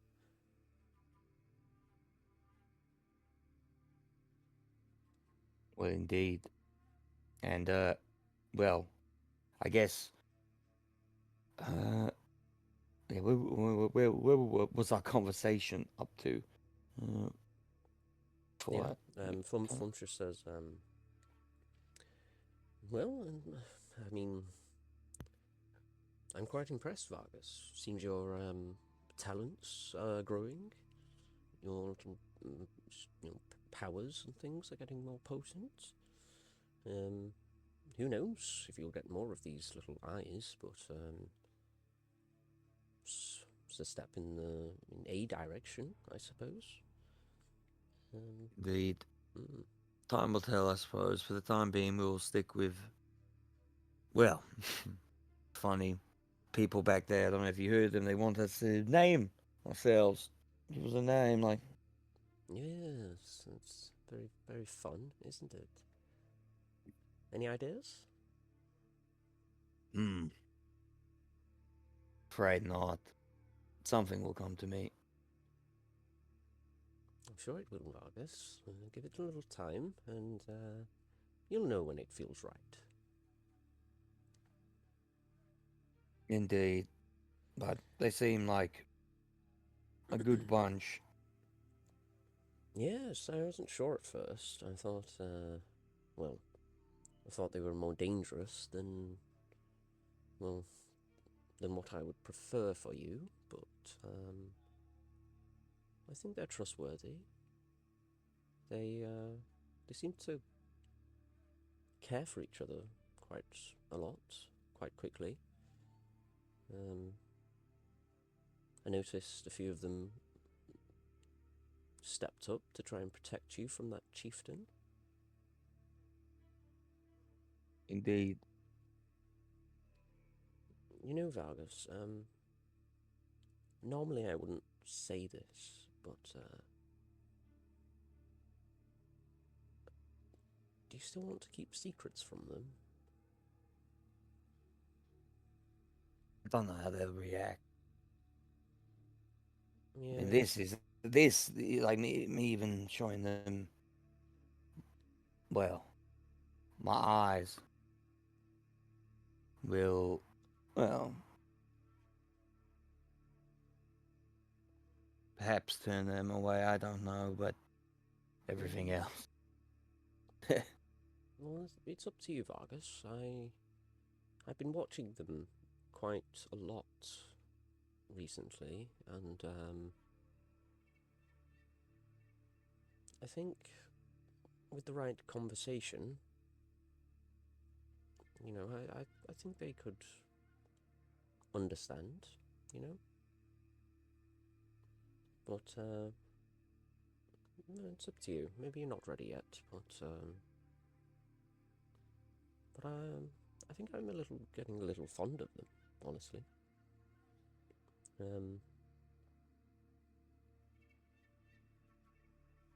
Yes, they are all right. And I think they've all got little secrets anyway, so maybe if you share, they may share as well. I know you like learning little secrets about people, so They something to think about. they all seem very interesting. So, I mean, I don't really understand about, well, all of them now that you mention it. They are very peculiar, aren't they? But yet, yes. Well, you know how we're treated. Maybe that's why you fit in so well with them, you know? But anyway, something to think about, Vargas. There's no rush, you know. Just, yeah, you know, I think they may have won me over a little bit. Oh, well, why don't you just go and fucking hang out with them, eh? Oh, don't blow this out of proportion, Vargas. You know, I enjoy their company, but I'll always prefer to be with you. All right, calm down. Oh I'm a my little God. best friend, aren't I? So. I fucking love your relationship. Thick as thieves, us. Inseparable. I can't say that word. Inseparable. I can't say it, Vargas. How do you say that word? Inseparable. I think that's right. Right? I think so. Okay. I think so. You know what I mean. But either way, I'm going to rest tonight. Yes, I took it's a very, beating very back late. there. Very late. I'll retire for the evening. Unless you want Indeed. me to keep watch, are you nervous in this place? Is anyone No, watching you? really. No, I don't think so. Make a perception check for Oh, Flump. 1 minute.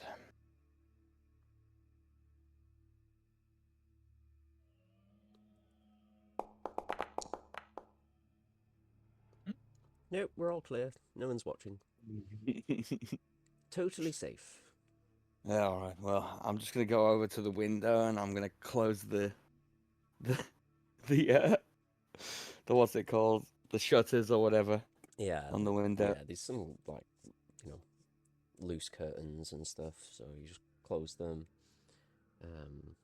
and you set up for the night to get a good rest. Yeah, I will rest and I will read. I don't really have a book that I'm going to read right now, but I'm just going to read in general. Cool. Yeah, you eventually nod off. Everyone falls asleep. Everyone gets a nice long rest. Nice. Reset your sheets. And before you know it, you're all waking up in the following morning. No dreams come to you.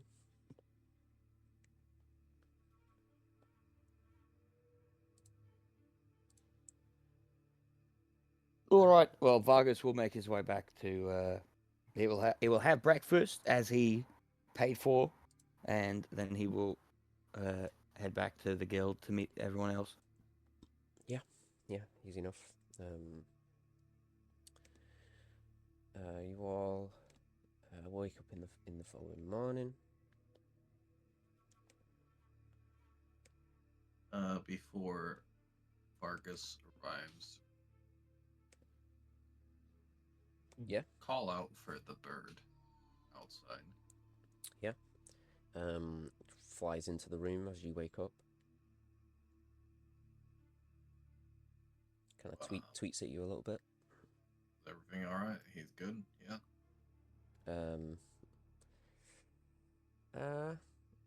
It waits for a few moments and then kind of nods its head a little bit. All right. Wonderful. Thanks.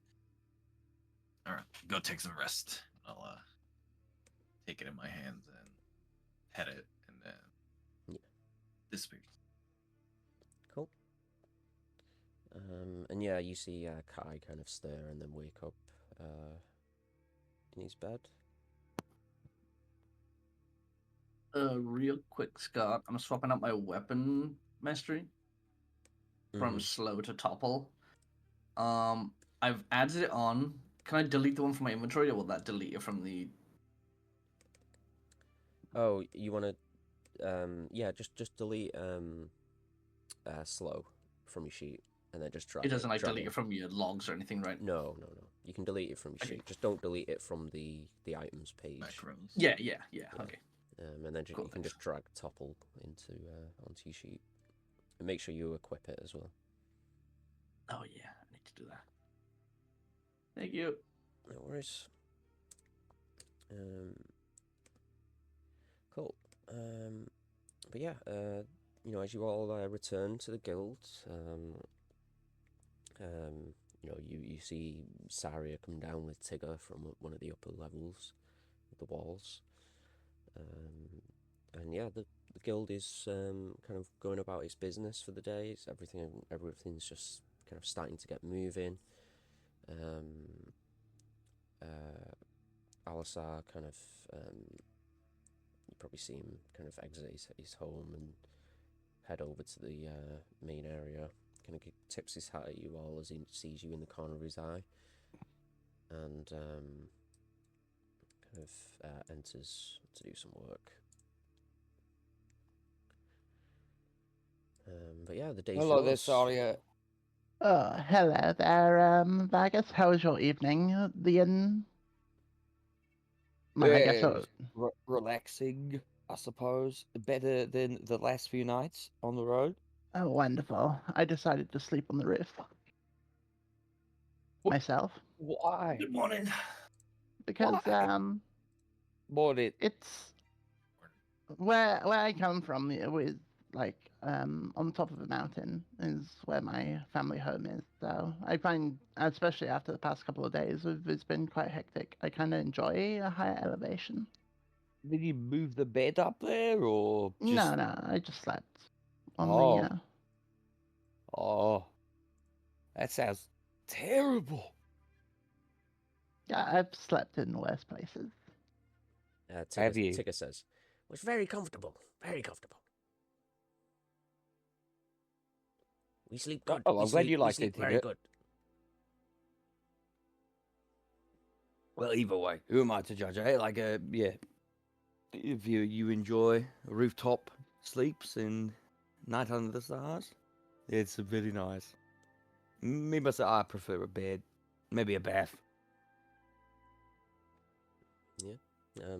Give us an insight check, Kai, if you want to do that.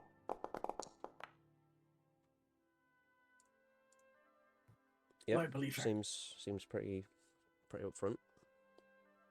Shit, I'm not as insightful as I thought. I'll catch her. I'm from hell. It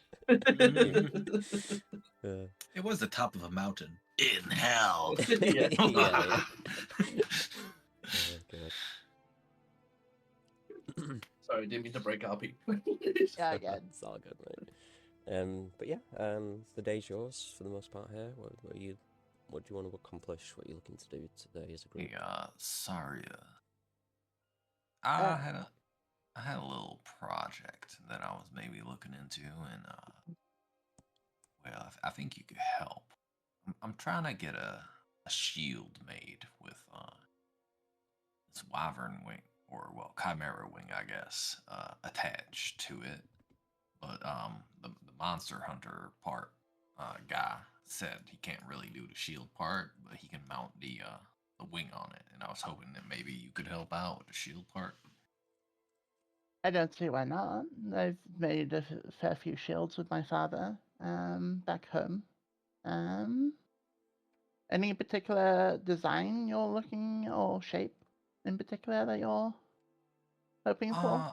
I was thinking of more like a rectangular type shield.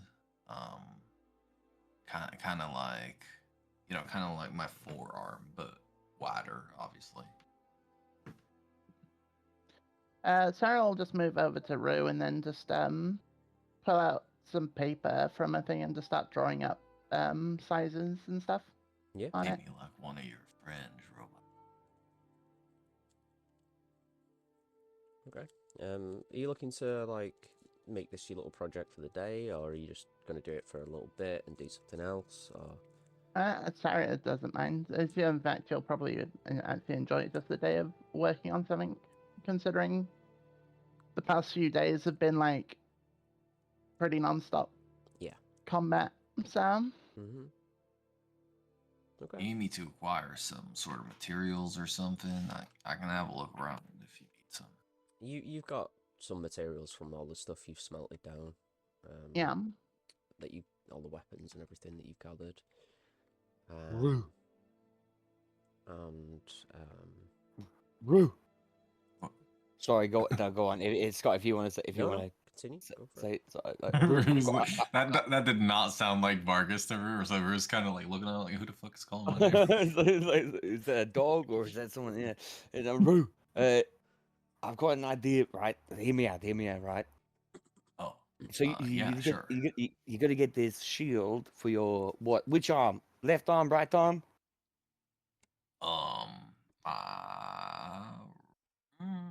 That's a good question, I guess. I suppose my left arm. I got a really sick idea, man. All right, hear me out. You can decide if it's sick, eh? Wait, real quick, a question. If it was my right arm, would your idea not be sick? No, it doesn't matter. It doesn't matter which arm. Okay. I don't know why I asked, but I wanted to use the arm as like an example. So I was gonna You want to use my arm? Yes, okay, I'm gonna grab your right arm since you're being fucking difficult. Oh, And I'm gonna say, right, so you want this sure. shield here, it's here for your forearm, right? No, I Right. said I want on the left arm. I don't know why you're grabbing my right Fuck arm. off. All right, fine, we'll go to the left. You want it on the forearm of the left arm, right? Yeah. How about right? And you have big ass shoulder pad, right? Big ass shoulder shield. And then you connect them, you snap your arm into place, and it becomes better big ass tower shield. Boom. That does sound pretty cool. I'm gonna make an intelligence check to see if Rue understands what the fuck he's talking about. Okay, go for it. Intelligence. Yeah. Maybe if you draw it, I don't really get it. All right, What's a I'll tower draw it. shield, by the way? I fucking drew a big ass shield. Oh, Big. that shield's too big. I can't carry it out on my forearm. Yeah, but you don't need to, right? Because it would be just a shoulder pad, but then this would be part of you, your armor, right? Right?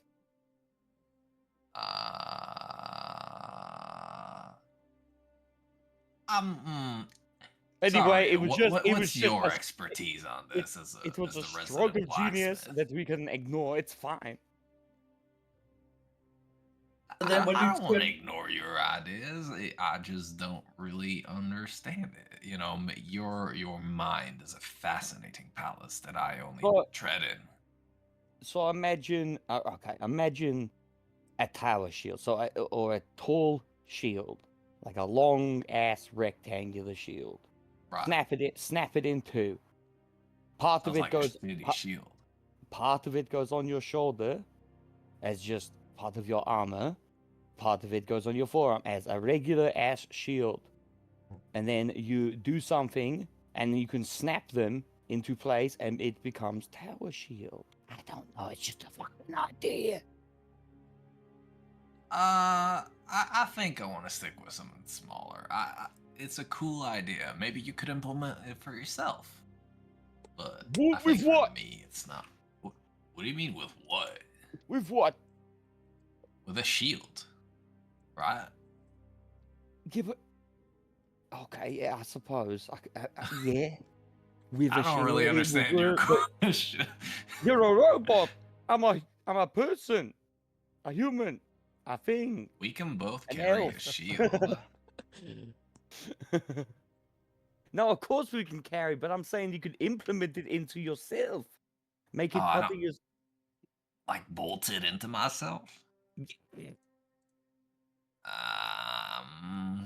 I don't know if I like that. I think it made me feel a bit uneasy, honestly. Oh, okay then. Fair enough. Yeah, Okay. I just kind of like the way I am for now. Okay, think about it though. If you built a shield onto yourself, when you turned into all those animals, you might be like a panther with a shield, or like a lion with a shield. Wouldn't that be cool? Well, I don't really think so, since when I turn into a panther now, I don't have any of my other parts, right? Sure. I don't know So how this I works. mean, if it was a part of me, just like my arm is, for example, then I don't imagine, like I don't turn into Yeah. a panther with a robot arm sticking out, do I? No, but Do also, I? but also, I imagine when you turn into a panther, it's going to be very hard for you to hold that shield. Right, but I mean, I wouldn't be holding it. Oh, okay. Not as a panther. Yeah, that sounds awful. Indeed, exactly. No, it's for But when what Kai's when I'm saying is- like this, when I'm not I get- transformed. Indeed. Flumph kind of speaks up. He's invisible, but you all hear him. He just says, "This conversation makes literally no sense. Who said that? I don't know if you're picking any of this up, Vargas, but I'm very confused. What do you know about forging, Flumph? Nothing really. I know That's even probably less why about he's confused. robots. I know even less about robots that transform into beasts. But this is very confusing. All I'm trying to say is make the. He asked her to make him a shield. I say make it a better shield. That's all. It's very simple. I'm sure whatever Saria cooks up will be amazing. Indeed. It should be interesting. I've never actually worked with Wyvern Wing, not Wyvern, fucking Chimera Wing before. Oh well, I think we should call the I forget what his name is, the monster part got Besmos. to like. Sorry, did you say Christmas? Besmos. Besmos. My bad. Yeah, but Yes, Christmas. Very, very seasonal event. in very this world. orcish name. No. But yeah, I'll say. I think he has a little helper actually. I'll He has say. a I'll list say of you his head over checking five. to. I'll say you head over to Besmos, and you begin kind of drafting up ideas about the shield. He kind of says to you. He says, "Okay, so let's have a go at this. Make a few designs, see what you're thinking. Not sure how effective it'll be, but we'll see. Sometimes these monster parts can give a little benefit here and there. Other times they just like any other piece of equipment. But we'll see. We'll give it our best shot." I have faith in you, and if you need a hand, I've got you. I'll be your personal helper. He kind of gives a nod and says, "Very appreciated, very appreciated." Well, if I'm going to be setting up the forge, do you want me to picture up a little bit, Rue, before we get started? Oh yeah, I totally forgot about the fight. Yeah, well, I didn't forget about the fight, but I forgot that I got bent. Well, like yeah, you know what I mean. Yeah. Yeah. So I'll do what I did before, heat them up and bash them out. You doing this with Besmos, or are you kind of moving off on your own for a little bit to do this? No, if I'm gonna be working with him, I'll set my forge up near where he is. Sure, yeah. As you're working on it, he's just kind of stood to the side against the wall, just kind of stroking his beard, smoking a cigar, and he says, "So, what's the deal with this Delverbot? What's the deal with you, Rue? You very different to what I've seen of others like you." I'm just me. I don't know what to tell you. I guess I'm unique, or at least unique enough to stand out here. I don't know about elsewhere in world. No, I mean, there was quite a few people like me. I don't mean back to in, like offend or anything. I'm just saying that. Oh, no offense taken. No, very no. very unique. How often do you have to fix Rue? So usually when they take a large amount of damage in a fight. Yeah, I took quite the beating yesterday. I mean, you see those orcs? Fucking hell. Big fella. Yeah. He says, well, I mean, I'm impressed that you're still functional. I don't think I've ever seen a Delverbot quite as beaten up as you, but it's very impressive that you still can move around and fight. I heard about the other night with the trouble with the tribes. From what I hear, you all, well, did very, very well. So, color me impressed. But yeah, when you're ready, I'll be in the shop. Keep working on some designs, and I say, maybe a few days we get this finished. If you're happy with the kind of initial drafts, we'll make something nice. Like I said, I have complete faith in. And we'll say you fix up Rue, to the best of your ability. It's not Mhm. perfect, there's still a little bit of noticeable damage that's going to linger, but for the most part, it's in working order, and Yeah, just banging out the dents. yeah. Oh, Appreciate that hits the spot. Yeah. Oh yeah, right there.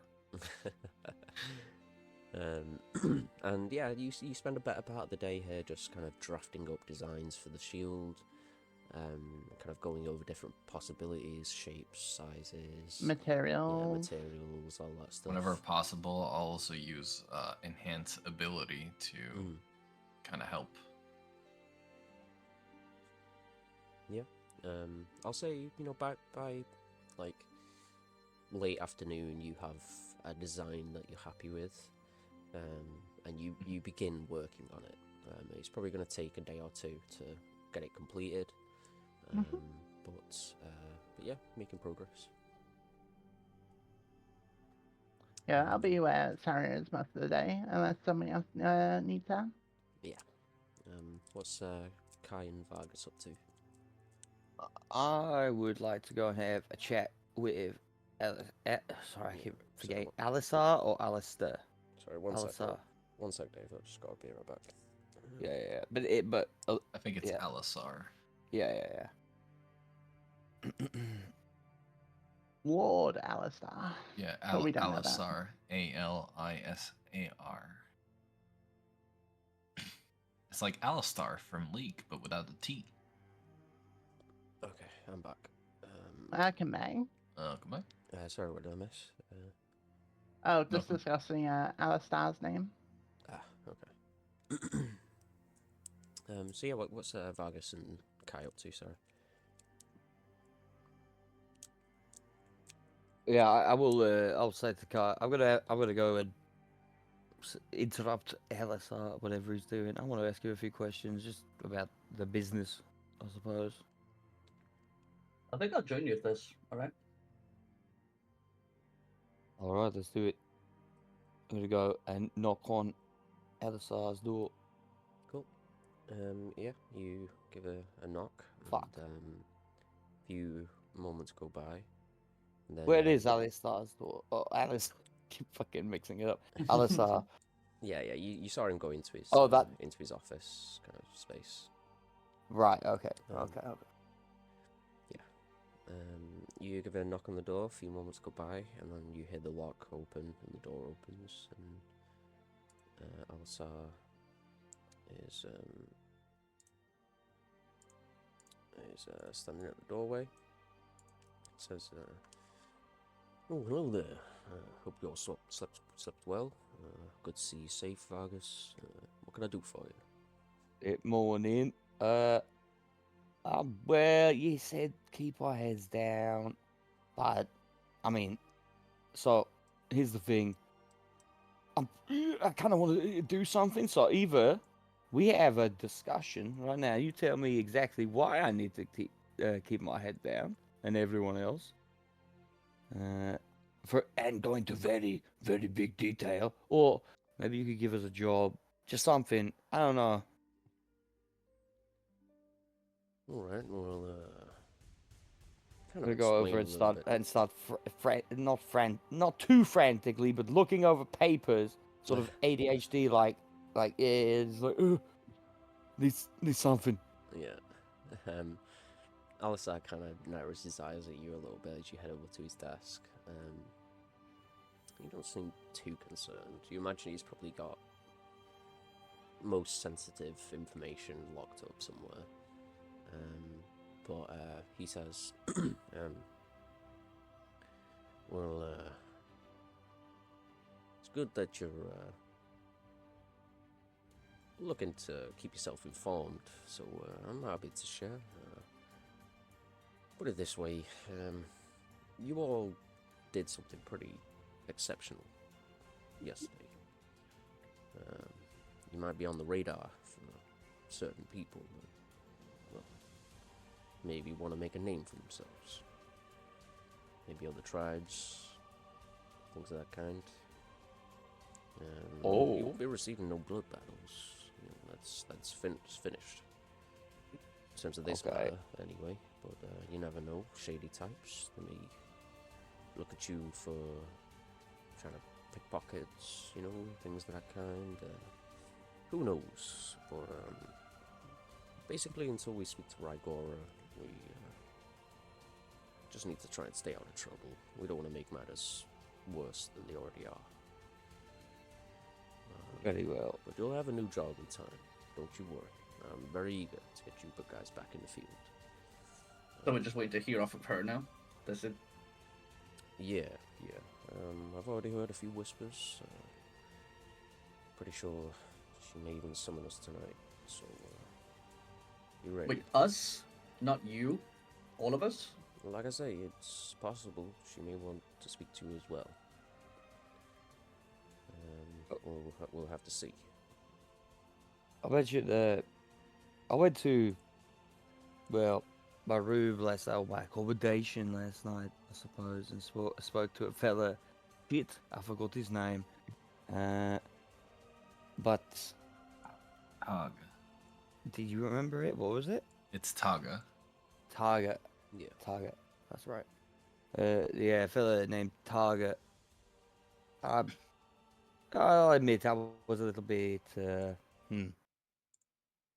high on the win, I suppose, and I may have flaunted a little bit that, you know, the Scarblade tribe is done, and, you know, we had a part in it, blah blah blah.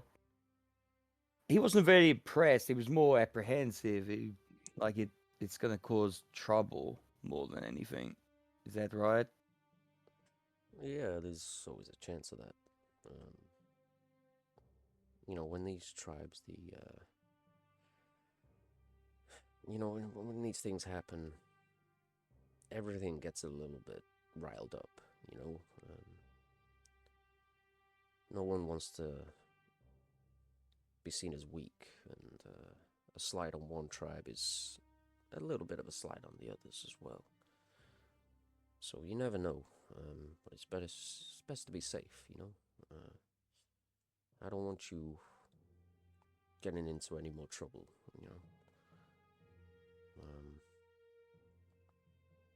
I want to make sure that you're all safe, and that, well, that you're happy here, you know? I don't want to scare you off. But, just stay close to the guild. We'll keep an eye on you, and, no one's gonna come after you in these walls, not like that. Not after what you did yesterday, anyway. Right. What you're saying is Maybe just we go stay as a outside group, these walls. Yeah, but we go outside these walls and we're likely to get attacked. Well, I'm not saying it's likely. I'm just saying it's possible. So, you know, if you're gonna do it, I'm not gonna say no, but just be mindful. Keep an eye out. And you notice any trouble, come straight back here. What if there's no time? Well, then, I can't help you if I'm not there, can I? So, like I say, No, I but- recommend you stay no, here but- for a few days, but, like, I'm not gonna force you, so. I meant more, I suppose technically, like, we were to go out there right now. We get jumped by a few cronies. We don't have time to come back. We kill them all because they jumped us. Well, yeah, They're going to cause problems? Or, potentially, yeah. I mean, you kill anyone, someone else has the right to challenge you, so. right. Just they can't challenge you for the matter of, you know, what happened on your job. Yeah. That matter Okay. is settled, you know. And like I say, people, these tribes, they like to poke and prod when they can, trying to instigate, try and make you overstep, and then, you know, it's a slippery slope. I'd like to know exactly what overstepping is. In fact, yeah, I'd like to know exactly just matters of disrespect, you know. It can be Oh, slight. but disrespect can be it can be exactly, major, something small. It depends. exactly. Disrespect is such a fickle thing. Yeah. Hmm. I just So how, recommend, you know, you get any tribe members that try anything, just be courteous, you know, show them some respect. Don't don't show any signs of aggression, you know. Don't give them anything to go on. Well, I don't intend to. Yeah, you all seem smart enough to me. Like I say, I'm very happy with how everything went down. You did well sticking up for yourself in that job, and well, So you there's taught him a lesson, I think. So I don't, my opinion, you're probably okay, but like I say, just try not to give him a reason to pursue you. fair You know, if enough. you walk around the city saying you're all big shots and you took out a tribe, and you're probably gonna, you know, get a few unhappy customers. But you know, like I say, just keep your head low. You know, don't give them any reason to go for you, and I'm sure you'll be fine. All right. So, I guess you're a busy man. If there isn't anything else that you need us to take care of, I suppose Not we'll at get this out of your time, no. hair. Unless you got anything to ask, Kai. um, I, I guess I'm a little spotty on the whole rules of blood sports or whatever you want to call it. Like the rules just don't like make a lot of sense to me. So if somebody approached me in the street, they could just challenge me for no reason, and I have to fight. Is that how this shit works? Yeah, pretty much. I mean, most people won't do that because, you know, they put their life on the line as well. So, Mm-hmm.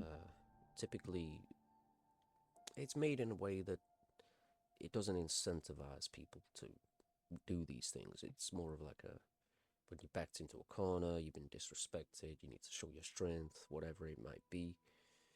Someone's killed someone you care about, someone's stolen something from you, whatever.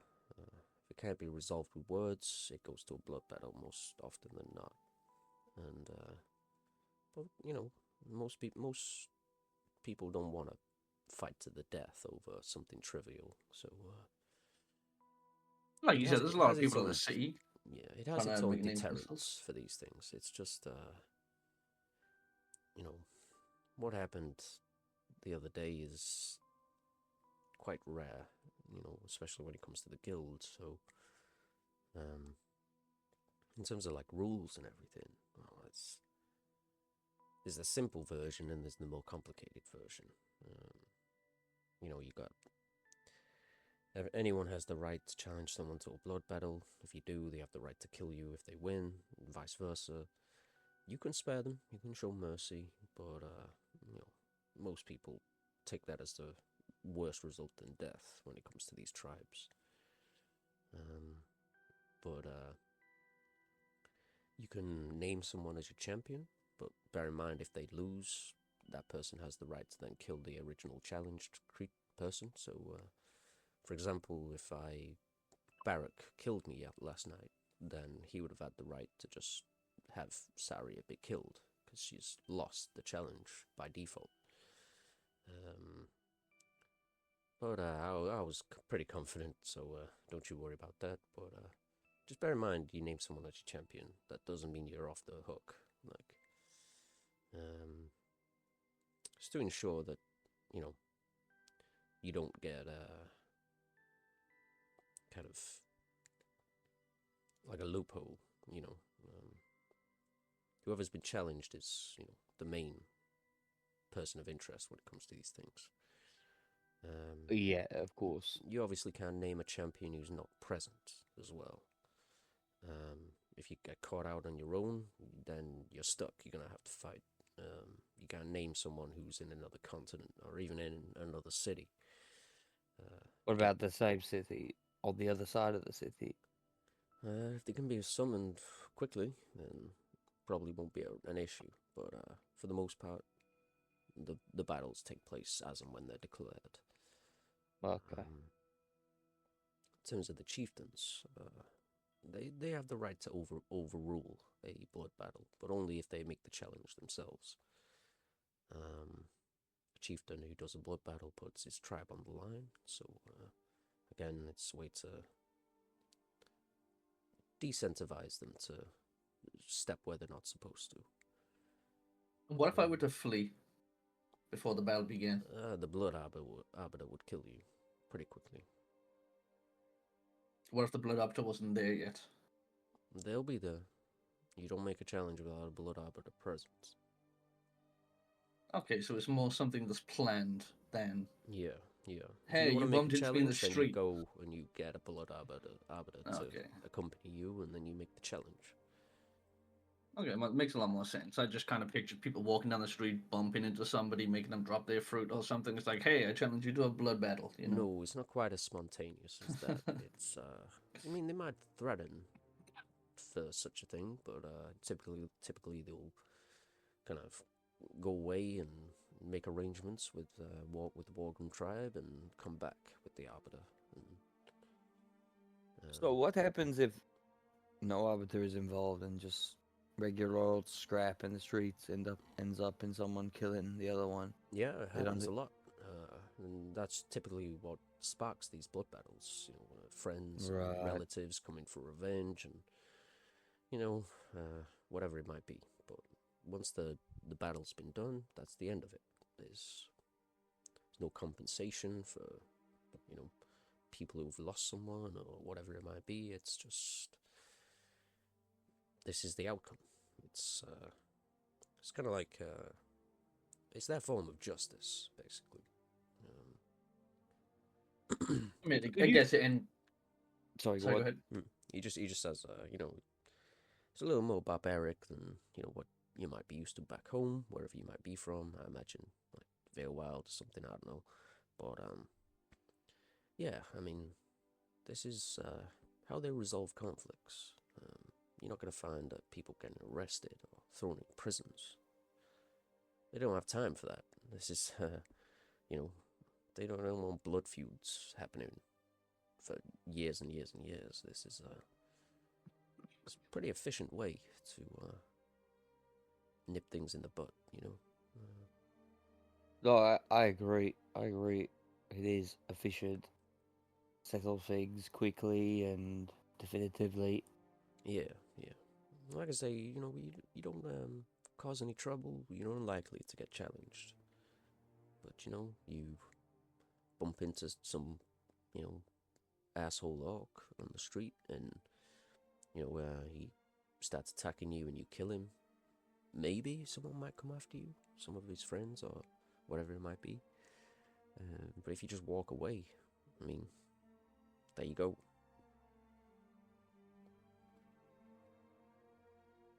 Do you have a question from Kai? No, I think I'm good. I guess I just want some clarification on the whole blood battle thing.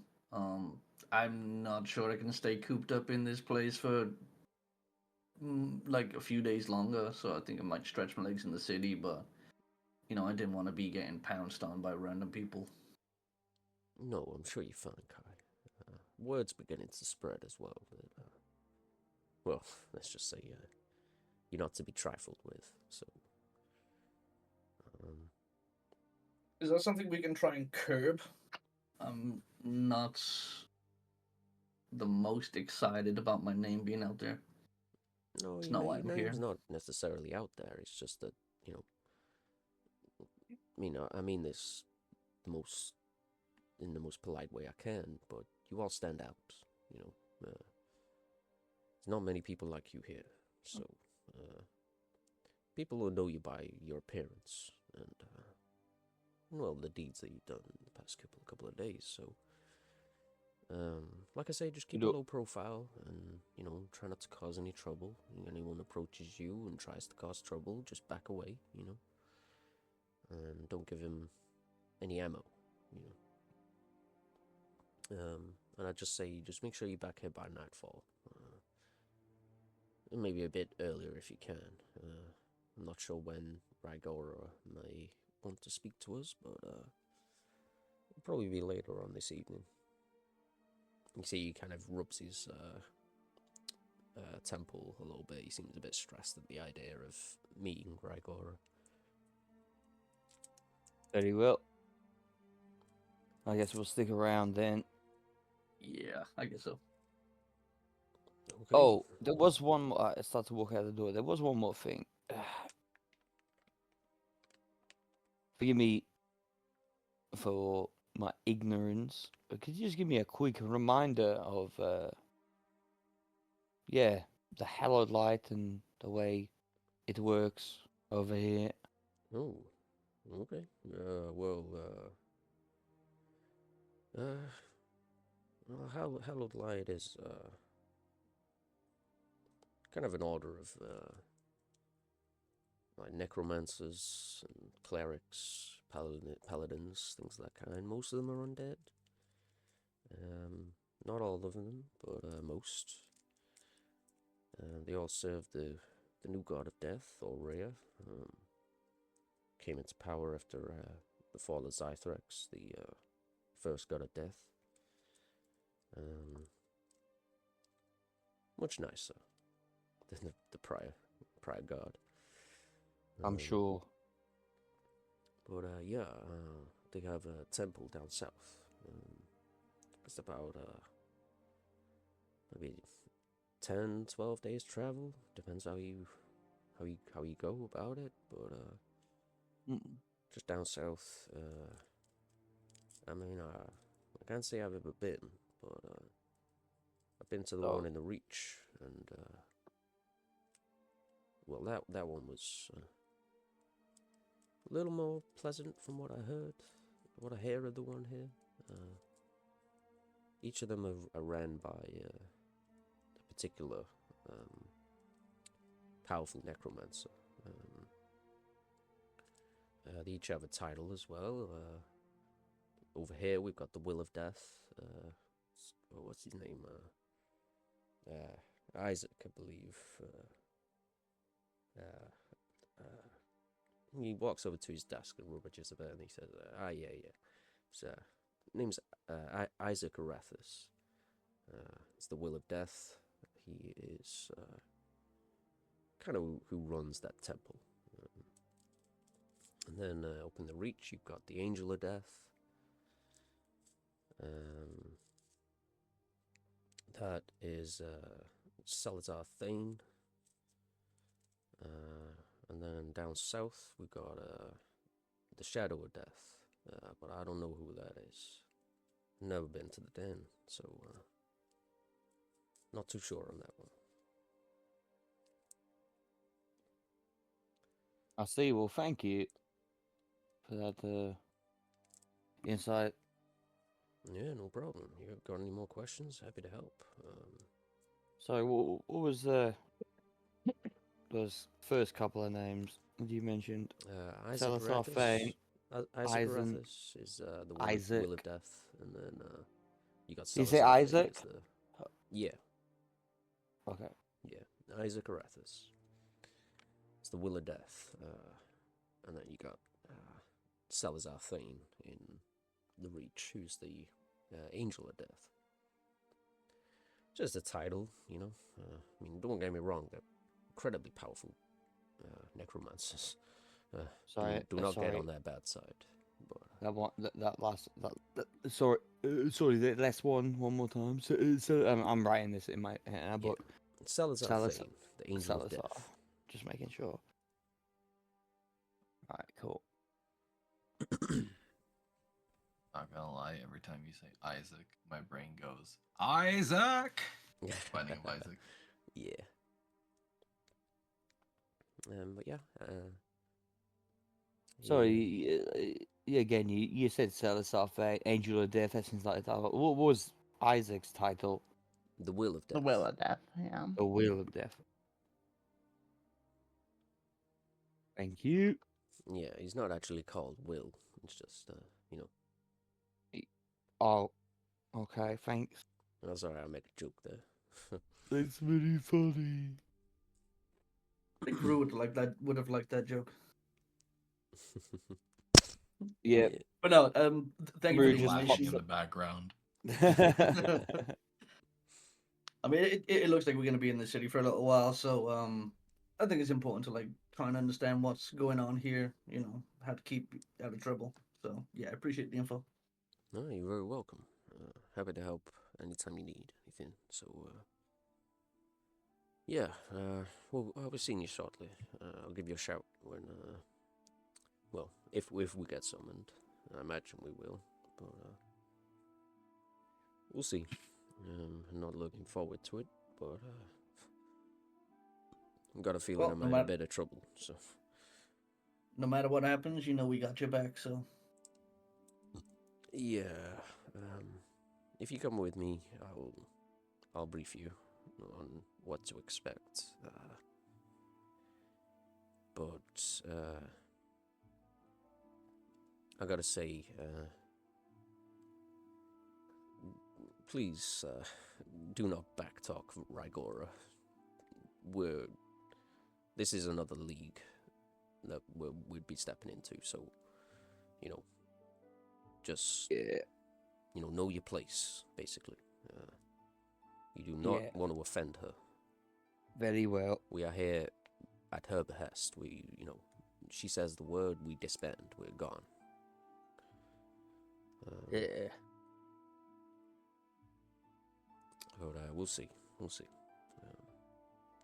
yeah, no worries. I follow your lead. So No problem. Well, I'll see you soon. Take care.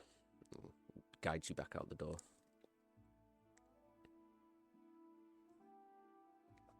But yeah, anything you both want to do for the rest of the day? I know, Kai. I mean, I don't really have any shopping to do, to be honest. But we do have some money. I mean, I was gonna take a walk around the city, but Let's go, man. Let's go.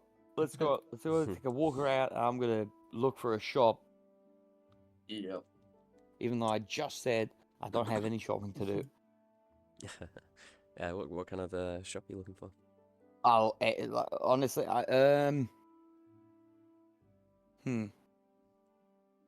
Maybe we could do some potions at least, right? Yeah. Potions. Go on. Yeah. A potion shop, or something like that. But real quick, if you don't mind, Mm-hmm. as we walk out of the guild, maybe a couple of streets over, I'm gonna find just a quiet little side just to pull Vargas into real quick. Yeah. And say, hey, What Vargas, are you no, it just don't worry about it. Just real quick. You're pretty good at, like, magic and stuff, right? And magical items. Well, yeah.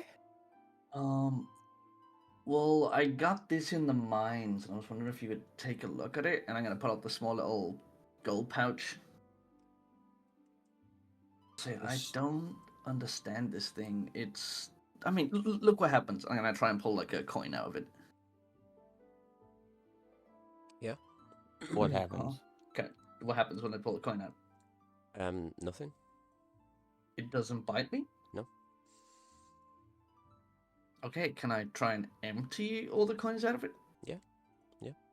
You kind of tip it, coins pour out. It's about 400 gold. Oh shit! Yeah. Oh, it's a bit less because you poured some out prior. I'm gonna say it's probably about 365 gold. Let's say. Yeah, he poured 35 out. That's correct. Yeah. Okay. Shall I add that to my current gold then? Because I have access to it, I guess. Yeah. Oh shit. I think it'd be 665. I think. Mm-hmm. Well, okay. I'll lean down and help him pick some up. Mm-hmm. How kind. I will. Nah, I'm not interested. I'll actually help him. I'll help. I him. mean, this is, you know, our group funds. This isn't my funds. So, but Oh, okay. So what? Okay, so okay, this wasn't a show of wealth from me. Okay, that's not what I was Right. trying to get here. So, Hey, Vargas, look how rich I am. so I took this off the old guy, Peyton the Brave's roguish fellow. Right. I don't know if that was a good thing to do, but well, I did it. You know, But I gotta deal with that shit. keep it to yourself. But But yeah. it like I tried to empty gold out of it and it started like biting at me, like the pouch. Like I've never seen anything like it before. Wait, here. Interesting. I'm gonna put some gold back in there. I'm gonna hand it to Vargas and say, hey, try to take some gold out. Yeah, I'll try it. Yeah, make a dex save.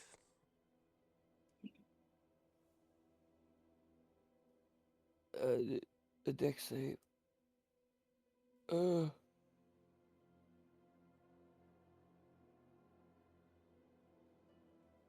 Bad roll. Mhm. Oh no. No, you just succeed with an 11. Yeah, you kind of teeth manifest around the entryway of the pouch and begins to snap at your fingers as you reach for it. But you pull away. I With the- guess it likes me. Stick your hand in there again. And I try and take the gold out that I just put in. Yeah, the teeth recede and you reach in and grab it. I think it likes me. We don't know if he is attuned to this.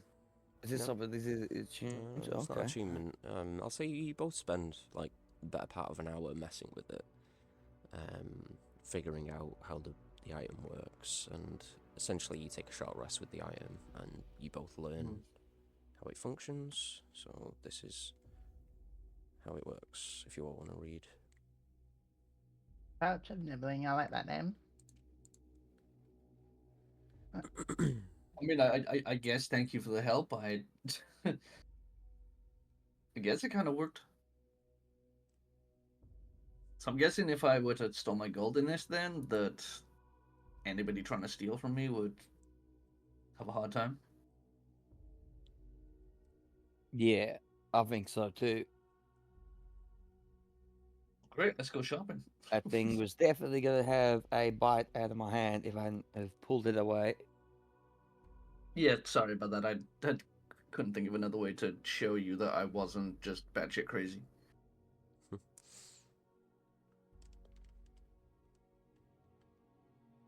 So we find the potion shop. Yeah.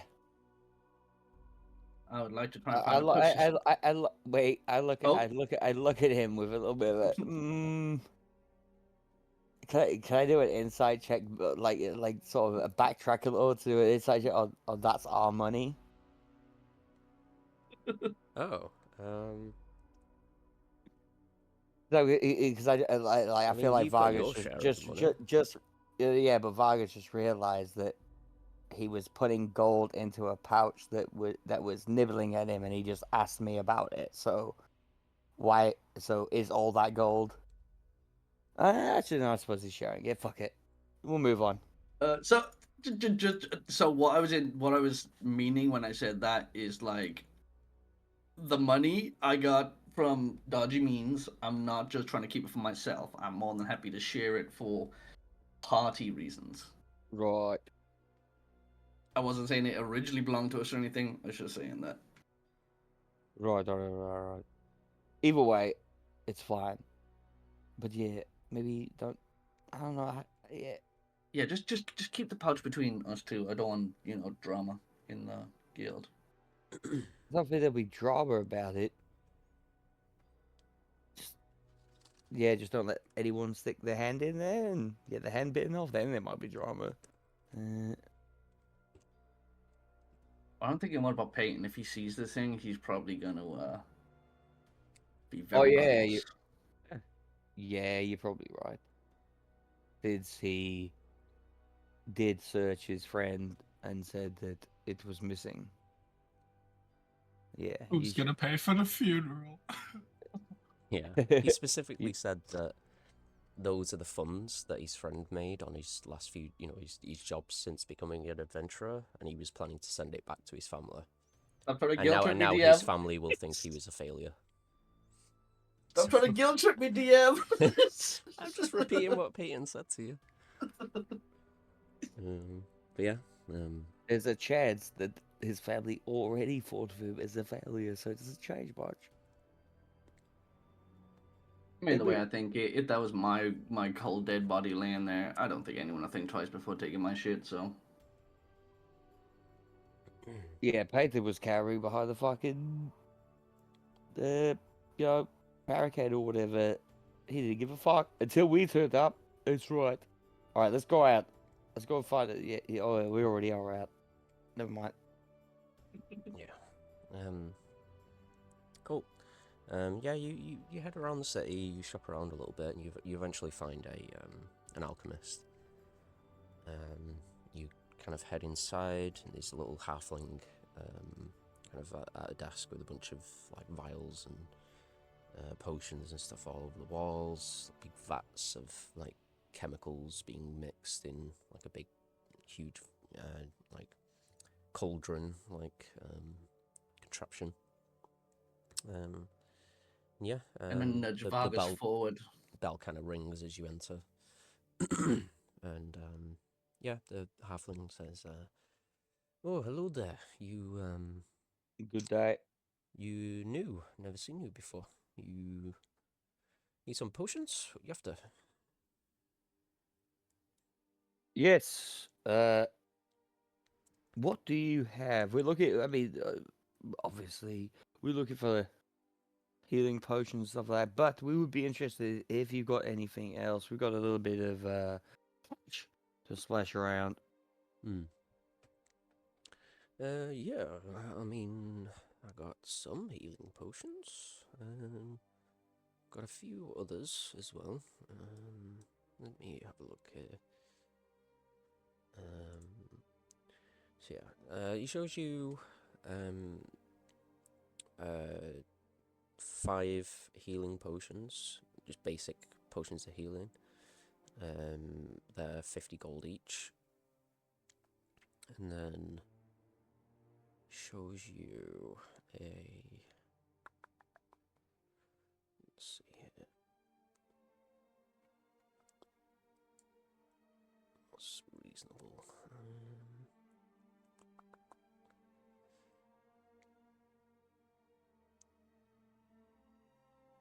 I would also be on the lookout for some poisons and or venoms, if they are available. Sure.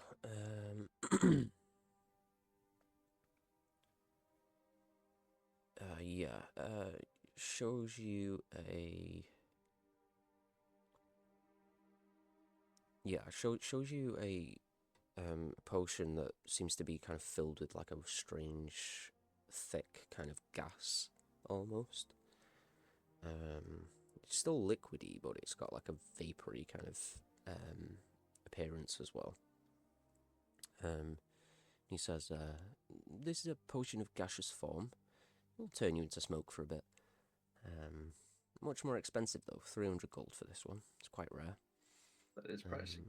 And then I've got a potion of resistance here. This is for poison. That's 300 gold as well. You have any like venoms or poisons? Possibly. Let me have a quick look. He nips into the back room for 3 seconds and comes back out with a couple of vials. Says, yeah, okay, a couple of vials of basic poison here. They will run you. Double check prices on this.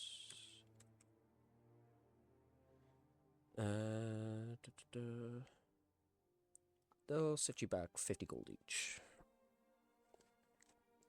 Yeah, I'll definitely take one of those. Vargas, what do you think about the other potions? I am interested in those basic healing potions that you've got. Do you want to get them all? Yeah. Can you give me a deal, maybe, on buying them all? I'd appreciate it. Wait, hold on. Give me a second to see if I've got anything that. Yeah. I'm looking for my sheet right now. Like, can I manipulate this motherfucker somehow? Yeah. Otherwise, it'll just be a persuasion check. Yeah, 1 second. I don't think I do right now. Yeah, I'll just do a persuasion check. And I give him the help action. Are you proficient? Yeah. No. No, unfortunately. Damn it. You can make your own roll if you want to, So, but you'd have to 24. reason with him as well. Yeah. Good. Yeah. He says, sure. I think I can do that. What have we got? Four potions of healing and a potion of poison, right? Thought you said 5 potions of healing, and they were. Oh no, maybe you said 4, and they were at 50 gold apiece. Yeah, it was 4. You want all 4 4? and Yeah? 50 gold apiece. Yeah. Can we Okay, do them all so for 250? I'll give it you for 220. What? No, it'd be 200. Hmm? 200. Oh no, he's on about with the poison as well. Yeah, with the poison. Oh, as the poison as well. Well, Is the poison like could I coat a weapon with this? Yeah. Or is it something that someone would have to ingest? Yeah. You can coat a weapon with it, sure. Okay. You Okay, can for sure. someone can drink it. I don't know. Spike how a much drink. was how much was the poison? 50 gold. As So it would normally be 250 for the 5 Would you potions give us- here, but no, I'll do it for 220. So you knock 15 gold each, essentially. No. Only it's less than 15 gold each. Well, 30 gold knocked Yeah. off. If you split the value, you know, It's 5 gold each. Or less than 5. Sorry. sorry, Yeah, 6. it's Or whatever. 250 gold for the 5. I'll give it you for 220. That's 30 gold off. So essentially, you're saving 30 gold. You know, whether that's from you or from your friend, doesn't make a difference to me. Right. Okay, So just that clarify, works. it'll be 5 healing potions and 1 poison, right? Four, No, heal- four- four No, healing. And 4 one healing poison. potions. 4 healing and 1. Okay, cool. Yeah. Okay, I think we can do that. So we're saving 6 gold a potion, essentially. Yeah, per each one, yeah. Roughly, yeah. Okay, I got this. I'm gonna pull out 220 gold and pay the man. Cool. He says, thank you very much for your patronage. There you go. Kind of puts them in a little kind of holder for you if you want it. If I could shove a backpack. Yes, I do. It's right on my chest, and yeah, just zip open my bag, strapped over my chest. I'll put the healing potions there, but I'll put the poison in my pouch on the side. Nice. Cool. No worries. 4, 4, 5. Okay, great. Thank you. What's your name again? Oh, my name's Kara. Eric. Yeah. I'm Kai. Pleasure to meet you. Pleasure. Yeah, feel free to come back if you need some more. You know, I don't get them too often, but they take quite a while to make, so you know, feel free to stop in if I've got more. I'm happy to sell. So You ever get any more exotic items in? it's mostly potions and you know things like that. But yeah, we get some stuff here and there. You know, like I say, those you know the potion of resistance and the gaseous form is pretty rare. They're very difficult to make. So Are there any ingredients you're looking for, and maybe we could provide them to you? You could sell them. yeah, Sell us potions at a discount. well, the thing is, I can make use of almost anything. You know, these potions they have all manner of ingredients. So, you get any monster parts or anything like that? Definitely could use those. Be very happy to Do you have buy any a like few. alchemy books? Maybe something that could help us keep an eye out for certain things. You know, like plants and things that would Yeah, come I handy. could probably have something in the back. Sure. It's a very good idea. Kind of heads in the back, comes back with a bit of a dusty tongue. It's not thick; it's quite thin. But he kind of flips through it just to make sure it's not too worn or anything. But says, "Yeah, this'll probably do you. It's not the most advanced thing, but you know, it'll do the trick for you." Maybe call we can it- be mutually beneficial to each other. Yeah. We'll say 1 gold. Sure. We're gold. Slide it over to you. I pass the Vargas and I say, I hear you like reading. Thank you. Appreciate that. Yeah, I'll keep an eye out. Thank you, Kara. Appreciate it. Yeah, no worries. I'm always happy to sell some merchandise. So yeah, come back again. Will do. Quick question actually. Would you be open to making like, let's say I had a use of a certain kind of potion or a certain kind of poison. Is that something you could do? Just for future's sake, Sorry, what do you mean? Like, could you make something to order if given some time? Possibly. Like I say, it kind of depends what ingredients I've got, and you request something that requires something quite rare or specific, then you might be out of luck. But I can whip up a few healing potions every week or two. I'll whilst they're just having this quick exchange, I'll just quickly flick through the book and see, does this book is it common herbs and stuff like that, or does it list any rarer herbs? Yeah, it's got some stuff in there that's it's got a bit of everything. It's like I say, it's nothing too advanced. It's just like a intermediate kind of guide. Yeah. It doesn't really specify how to make the potions. It just tells you what you would need for them. Yeah. Okay.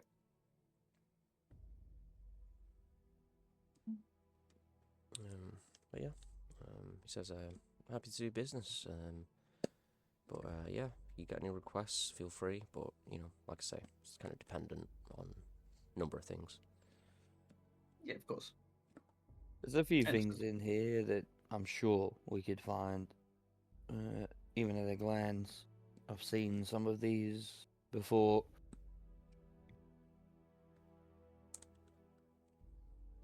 Yeah.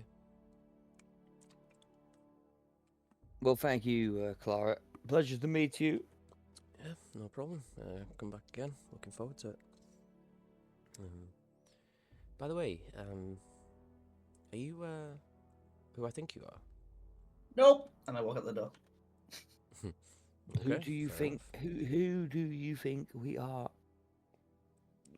I mean, people have been saying that some elves kind of took out a tribe. Yeah. I mean, yeah, maybe. Oh wow. I mean, absolutely. We did kind of come here, and they, these Oh my orcs, God. these orcs, kind of just Oh boy. got in our face. They got fucked up, and then we went off on our business. Guild business. Can't really discuss it. And then we came back, and they kicked off a bunch, mate, about their fallen comrades. Which, to be fair, they did start the fight. Yeah, I mean, I gotta say, pretty impressive from, what I understand. It's pretty rare that something like that goes down and a tribe gets disbanded in that manner. I gotta say, I mean, you must be you must be very tough and, pretty talented when it comes to fighting and stuff, so, yeah, maybe I'll have a job for you in the future. We'll see. All right, Clara. Well, we'll definitely keep that in mind. If you need us, we'll be at the guild. Yeah, sure. Yeah, maybe I'll stop in when something comes up. Occasionally, I get little things that need doing, and specific kind of ingredients and things that I need, and stuff like that. It's not my first time kind of using the guild for such things, so maybe I'll put in a request for you. Fair enough. If you do, well, I suppose ask for Vargas and the group. Oh, you like We the don't leader? really have a name. No, I'm not.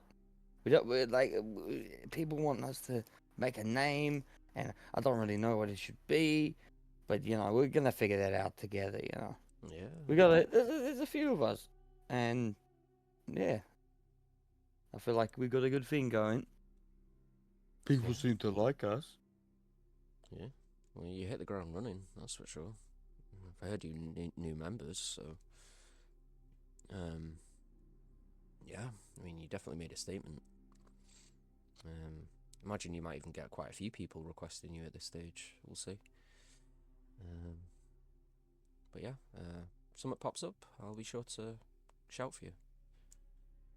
Nice to meet you, Vargas. Appreciate that, Clara. And yeah, if you ever hear anything that would, well, I suppose help us out, we'd appreciate the heads up, eh? You know where to find us. Yeah, sure. I'll keep an ear out. Never know what pops up. But yeah, I'll let you go about your business. Sorry about that. It's just I couldn't help but ask, Of course. Farewell. I'll be seeing you. Bye. Kind of waves at you as you exit. And yeah. I join Kai, and should we head back? Yeah, maybe it's not the best idea if we go around telling everyone, like, putting our necks out. At least, that's not the kind of thing I'm looking for. I mean, if you do, that's fine too, but just kind of put your target on that back, right? Oh, I agree, but I don't know about her. I don't know. I feel like she could help us. Yeah, I think so We too. walked around for like an hour, and we only found one apothecary. I suppose it's good to build some good relationships with the people here if we're going to be here a while. Yeah. I'll say you kind of head back to the guild. You spend some time with Saria and Rue, and Actually, while they're out, Sarah would have took the opportunity to take a little break from the blacksmithing and pull Root up onto the roof. sure. And Tigger's like, Onto the roof. I come. I fucking hate you. Hate you so much. Tigger be good.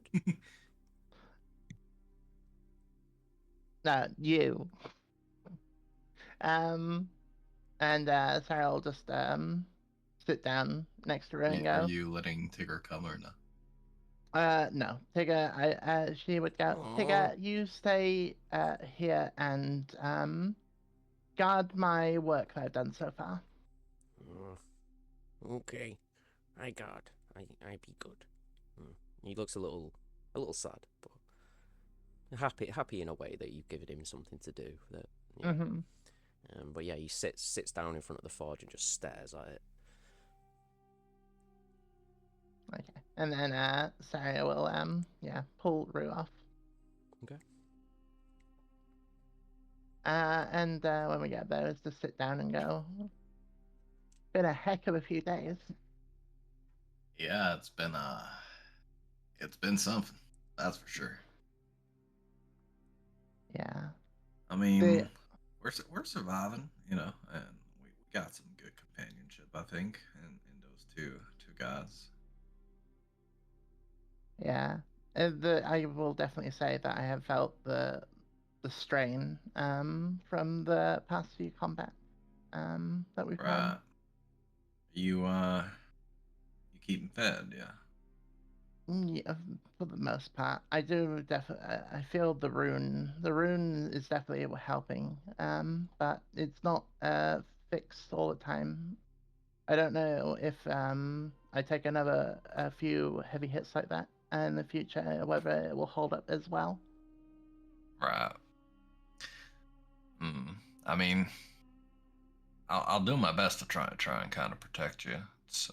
It was a little hard last fight because big guy was in the way. I tried to get the guy in front of you, but I guess my acid didn't hit him hard enough.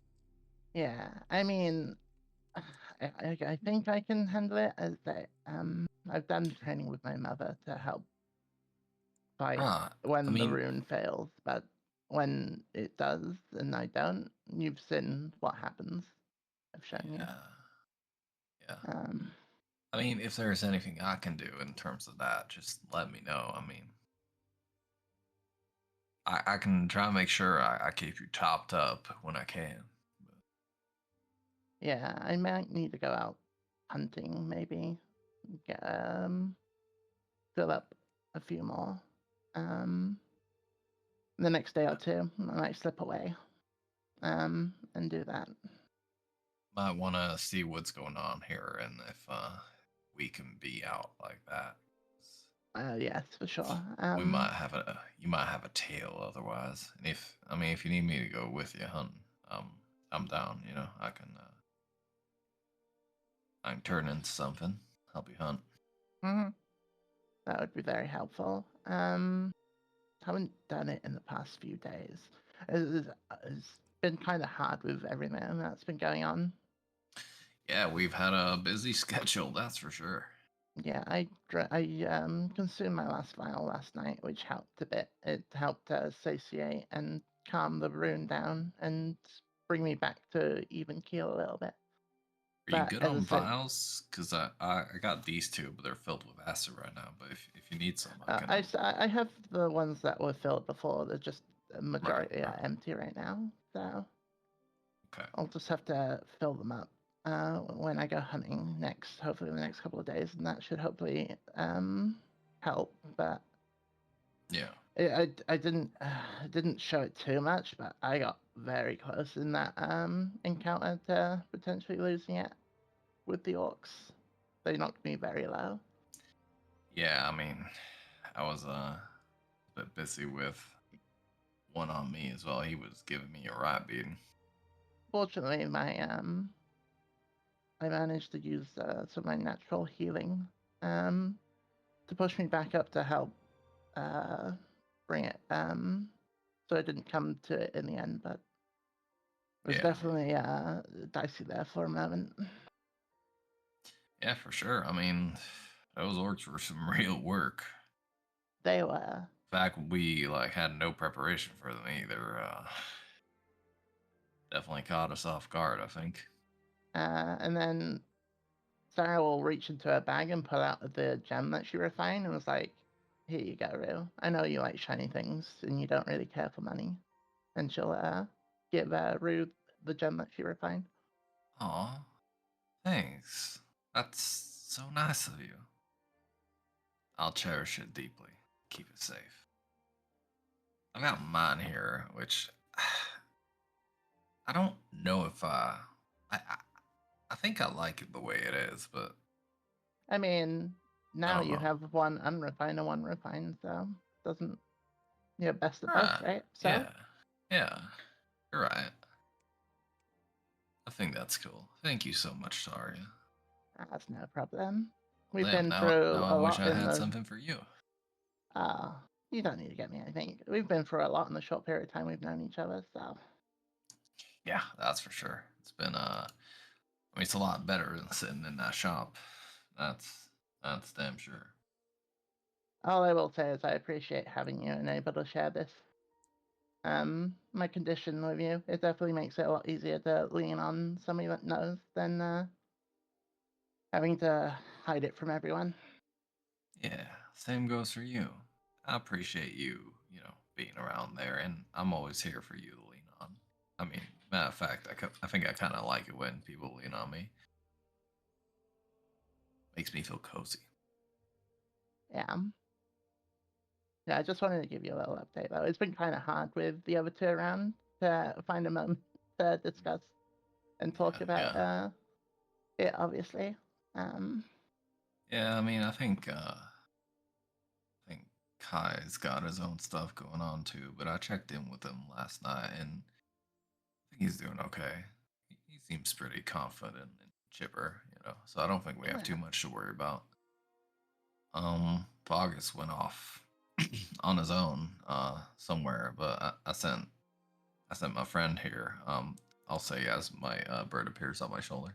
Yeah. All Sent my right. friend here to just follow and check on him, make sure he was okay. And I mean, seemed a bit hesitant, but like ultimately okay. And then I mean, he showed up and he looked fine, so I think it's fine. Yeah. Oh yeah, I remember seeing him there. Your little bed. He was there when I woke up from my dream. Oh yeah, wasn't it?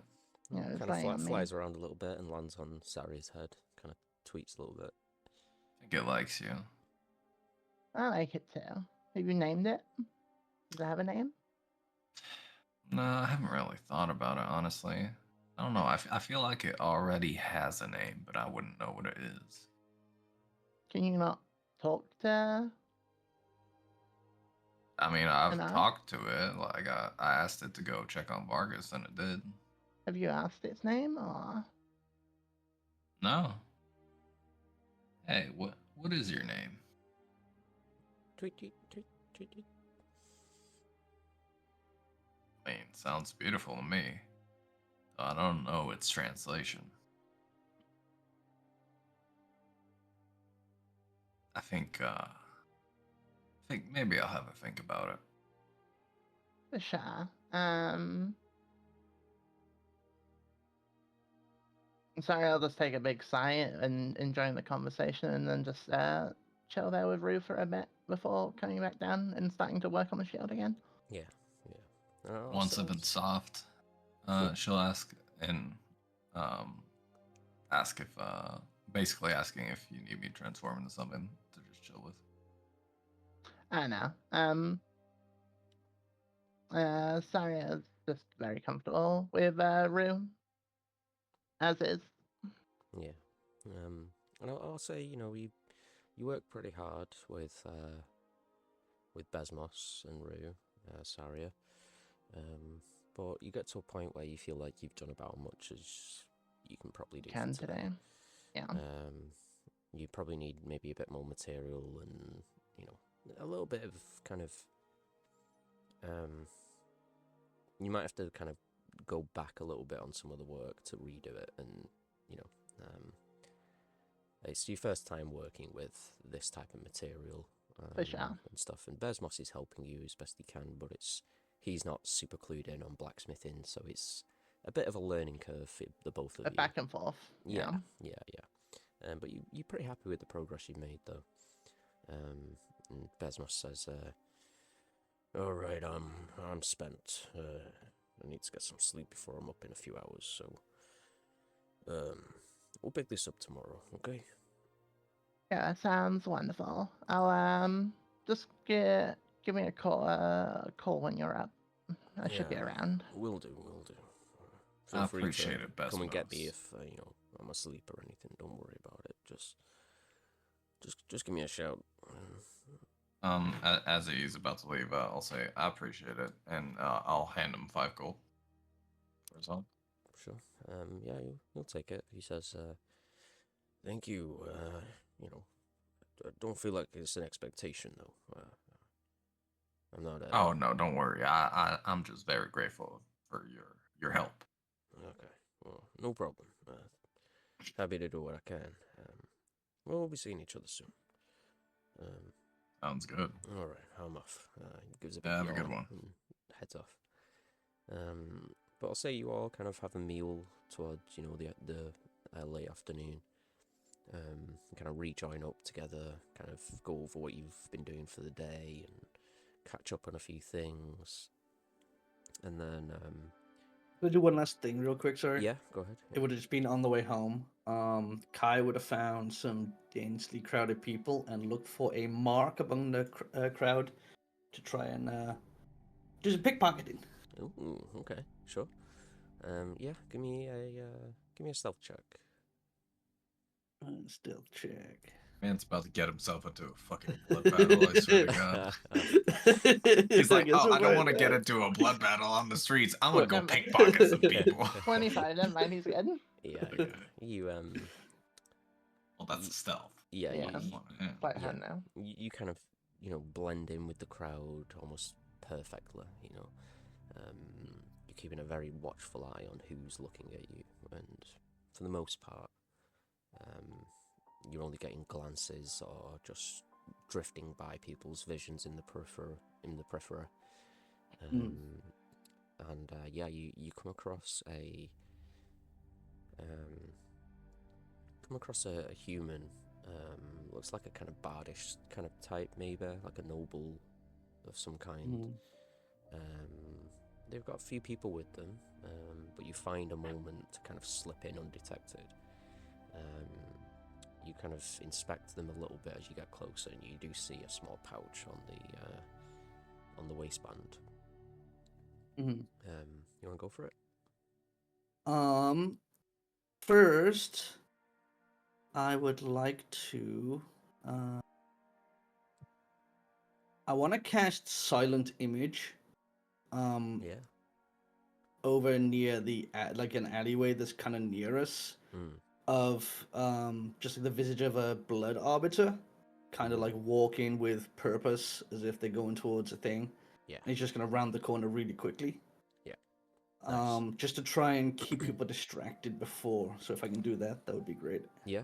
So I'll say you kind of focus in, begin to cast the spell, and this kind of dark, shadowy energy kind of flows across your body and down to the floor. You see your shadow just split from you and shoot off towards that alleyway, and you see the shadow kind of stand and then step out from the alleyway. And as it steps into the light, it materializes into the form of the blood arbiter, and it kind of stands there and gives like a little bit of a menacing look to the group of this noble and his kind of entourage. They all kind of stop in the tracks and hold their breath for a moment, and this is your moment. So give us a sleight of hand check with advantage. Oh, yeah, thank God. Oh, I'm so stressed.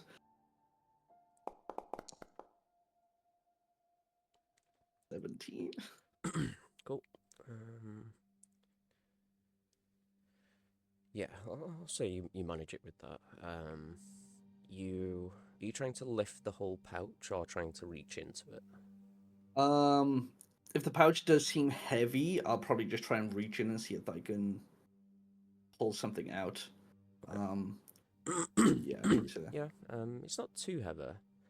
I think if it's light enough that I think I could get away with lifting it. Like in the past, I've probably lifted off people that have kind of noticed something's arrived, but I've had a good enough opportunity to get out of there before they've seen. So as long as I feel somewhat confident in that, I will lift the pouch. Cool. Yeah. Do you want to kind of take me through how you lift it? So I guess just as I brush past, my my clothes are kind of loose on the side. So as I walk past, it kind of obscures the view from behind, and I'm going to slyly pull his cloak back, pull my dagger out, and cut the small piece of string that's attached to its belt. Yeah. And then I'm going to drop it down into my my left sleeve and just walk on. Then just like looking forward. Yeah, easy enough. Yeah, there's a brief moment where you hesitate and then you just go for it, and and yeah, the pouch lands where it needs to do, and you quickly make your exit. No one's the wiser, and your silent image backs up back into the alleyway and vanishes. You see your shadow kind of reattached to you. And I'm gonna look down at my shadow and just nod my head and just say good job. Yeah, you see a thumbs up from the shadow. Yeah, you open up the pouch. There's about 120 gold in there. I will take it, thank you. Jesus Christ. That's out here making dough. Yeah. But yeah, you eventually make your way back. You all find you'll find each other back at the guild, and you have a brief meal, chat about what you've done for the day, etc.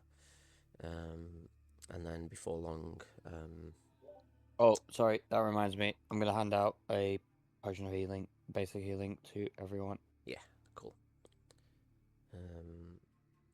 Awesome. So yeah, we Nice. should all have one potion Thanks, of healing. Vargas. Mighty kind of you. That's all right. He paid for it actually. A point to Kai. Oh, well, mighty kind of you as well, I guess. We paid for it, party funds. Yeah, you could say the noble paid for it in a way. Yep. But yeah, before long, Alisar kind of steps out and heads over to the bar where you're currently at. You see him kind of. Potion of healing is 2d4 plus 4, right? Yeah. Don't worry though. I'll add the actual item to your sheet between games. Oh, okay. You're probably not going to need it tonight. If you do, I'll add it. But yeah, Alisar kind of comes in and joins you at your table, and kind of sits down, orders a drink and like a whiskey kind of drink, and he looks pretty nervous. He takes a big sip from it and says, "All right, yeah, we've been summoned. So take the edge off, and then we'll be making our way over to central part of the city. We'll be meeting Rygora.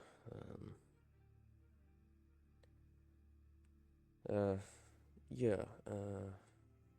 Couple of things I should probably mention. You're probably not going to have a good time. She's not very pleasant to be around. You'll know what I mean. She's a nice lady. You'll know what I mean when you get there. But main thing, make sure you cover your mouth. It's a sign of disrespect to openly talk with your mouth uncovered around her. You'll understand again when we get there. But please, for the love of God, do not backtalk her. If she says something is a certain way, agree with her, okay? She gives you an order, tells you to do something, you smile and nod, okay? She wants to give me punishment, any consequences, that's on me, okay? Please, I know you may want to speak up or, argue your case, anything like that. But, once she's made her mind up, you accept it, okay? She will not be as forgiving as others, so just watch what you say. It could be the difference between life or death with her, so just be very mindful about what you say to her. She'll likely ask you, what happened, and I'll give my account, I'm sure, but, feel free to tell your story as it is. But like I say, just be honest, be truthful, tell it how it is, and let her make a decision, okay? You got any questions before we head out? Then it takes another swig of the whisker. Not really. Personally. 'Cause I made this. No, I don't have any questions other than I'll just follow your lead, Alistar. Agreed. Yep, same. All right then. Yeah, Well, I think I should probably stay more in the background. yeah, we'll see. She may want to speak to each of you, but maybe just as a group, we'll see. But for the Right, time being, okay. just finish up your drinks and we'll get moving.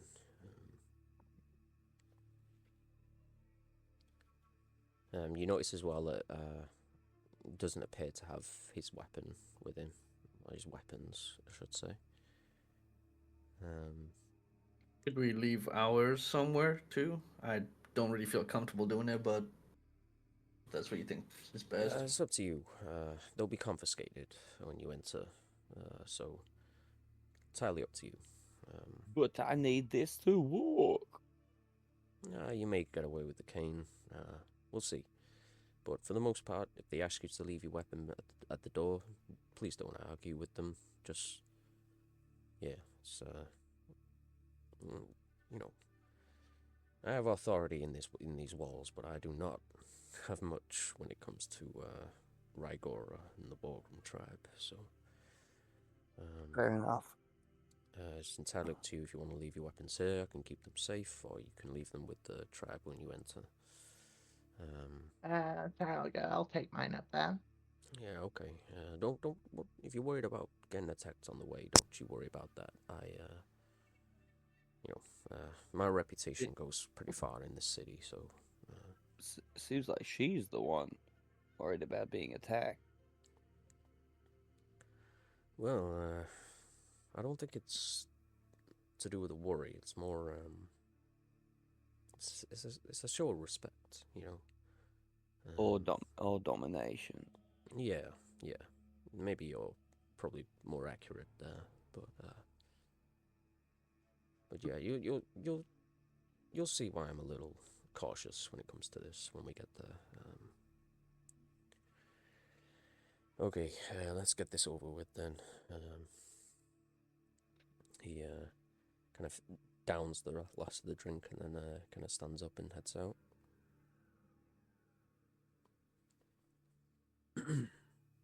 Sorry, I'll follow behind. Yes, indeed. Same. Cool.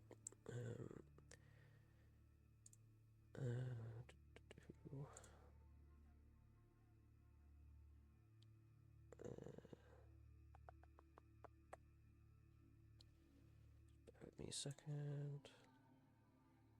Oh, it's been a day, by the way, right? Not just We had yet. a long rest. Oh, you had a long rest last. Yeah. Yeah.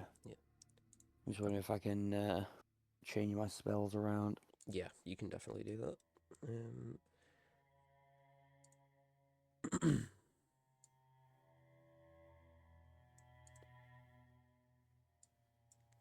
But I wouldn't know what we were about to go into, so yeah, I'm not going to. Yeah.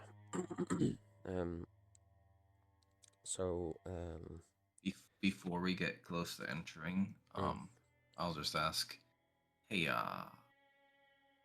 Alisar, do you need like a little boost to your persuasion and all that jazz? Magical enhancement, or do you think that'd be? They've got an eye for these things. Right. Okay. We don't want to give them the wrong impression, you know. Fair enough. That's why I asked. Yeah, just be straight with them, you know. Please. Oh, I'm gay as I'm kidding. Yeah. Don't say that. It was stronger than myself. I apologize. Yeah. But he says, just stay close. We've got a little bit of a walk ahead. He heads deeper into the city, into the central area, and then you come to like a massive interior wall where the arena is located, the fighting pit arena. A big, massive structure in the very center of the city. And as you walk to the gates, you see these huge, like absolutely massive orcs that are covered in bone armor and big, nasty-looking weapons, axes at the sides. It's like a bit of a dull glow green from the eyes as they look at you. Alisar kind of tips his hat to them and he say, head on through. Rygora will see you now. And Alisar kind of gives a nod, gingerly steps through. Where are we supposed to hand off our weapons? Oh, yeah. They request your weapons as they inspect you. Sarah hands her greatsword to one of them and the longbow, Mhm. and watch towards the reaction when they're at the weight of the sword, Um, if there's any. it holds it and kind of like weighs it in its hand, up and down, but it seems fine to hold it in one hand. Kind of Mm-hmm. puts it down on a table, kind of gives you a nod. I'm gonna, So yeah, that and the longbow, I believe, is the only weapon she has on her. Yeah, so. yeah, sure. I'm gonna like lean on my cane as if I'm limping, and Yeah. and say to him, "You wouldn't relieve a man of his cane, would you?" You fucking bitch! I knew it. Yeah, make a persuasion check. I mean, a deception check. Sorry. I told you not to let him bring his cane. Oh no. Yeah. The orc kind of eyes you for a moment and then says, "You give cane now. You walk fine. Hold, friend." Points at one of the other, one of your allies. Wait. I'll help support you if you need it, Oh. Vargas. Of course, thank you, Roo. I've gone to Carry tell me. Oki. I've gone to tell Oki. Thank you, Roo. You want to piggyback again, or maybe that's not appropriate right now. No, Oh. I'll just lean, and then I'll collapse. I'll collapse. I need my cane. Yeah. The orc kind of looks at you and says, "Weak." Performance check. No, okay, come on. Yeah, that's fine. Yeah. But he looks over at Kai and glances at your dagger, or the chain that you Okay. can see. Okay, so I was gonna ask about this because, like, the idea is that the chain is wrapped around my wrist, but the dagger's tucked inside. Yeah, But I'm they guessing inspect they you, would know. like, yeah. Okay. If you're not handing something to them, they search you. Okay, They'll at least pat you down a little bit. And Yeah, they okay, feel they hear the chain, and stuff, and they're like, "What's this?" Point. I'm gonna unhook the dagger from the chain and leave the chain on my wrist if they'll allow that. If they try and take it off me, then sure. No, they want the chain. Yeah. Okay, hold on. I'm just like unraveling the chain over and over and over and over and over again with my wrist. 'Cause that's a long ass chain. Yeah. Really should have done that before you got here. But yeah, they bundle it all together in one area and keep it to the side. Yeah, you give see one a of little, them you see a like little Kopesh goblin. as well. Yeah, you see a little goblin kind of sitting nearby the table, who's like watching the equipment to make sure it's safe and accounted for. But yeah, they gesture for you to enter, and you enter through these massive open arches into the central circular perimeter of the inner city. And you see immediately there are just numerous orcs that are just stationed at different corners and balconies and doorways that are all just eyeing you like intensely. You also notice a few chieftains, or that you can only assume are chieftains by their kind of size, their demeanor, and how they're kind of ordering people around them to move and get out of the way and stuff like that. You're definitely drawing some attention as you enter this space. But you eventually come to a large sandstone structure that has all these like green and red kind of flags and tattered kind of drapes that kind of loosely hang from wires that stretch out away from this building, attaching to other different structures. And you see, stood at the doorway are two orcs that appear very dishevelled, and as you get closer to them, you notice that their skin is like heavily scarred and taut to the skin, to the bones, and as burly as they are, there's a thinness to them as well. They look almost undead, or Yeah, you glance at them, you can tell pretty quickly that these appear to be undead. Yeah, they have a stench to them as well. The smell of rot and flesh and just nastiness. But they don't stop you. They just stand there, kind of stare off into the distance. They don't even acknowledge you. But as you enter, you go to step in with Alisar leading the way. You see Alisar put his hand to his face and cover his mouth. And as you peer in, you can see these, like... I do the same. I yeah, do the same. you see these, like floating little green motes, like spores that just kind of float in the air. There's this kind of like greenish kind of mist that flows through the space. And as you do you all cover your mouths? Yeah. I do. I don't. sorry, it doesn't either. Yeah. Kyle pull a bit of cloth from his neck up over his mouth. Yeah. Okay. Anyone that's stepping in without covering your mouth, make a con save, please. I'm gonna send you a message on Discord. I'm tempted to. Yeah. As well. Don't worry about that. Rhea. Con save. If you're not covering your mouth, make a con save, please. Okay, just making sure. I know what you're getting at, but Yeah. 14. okay.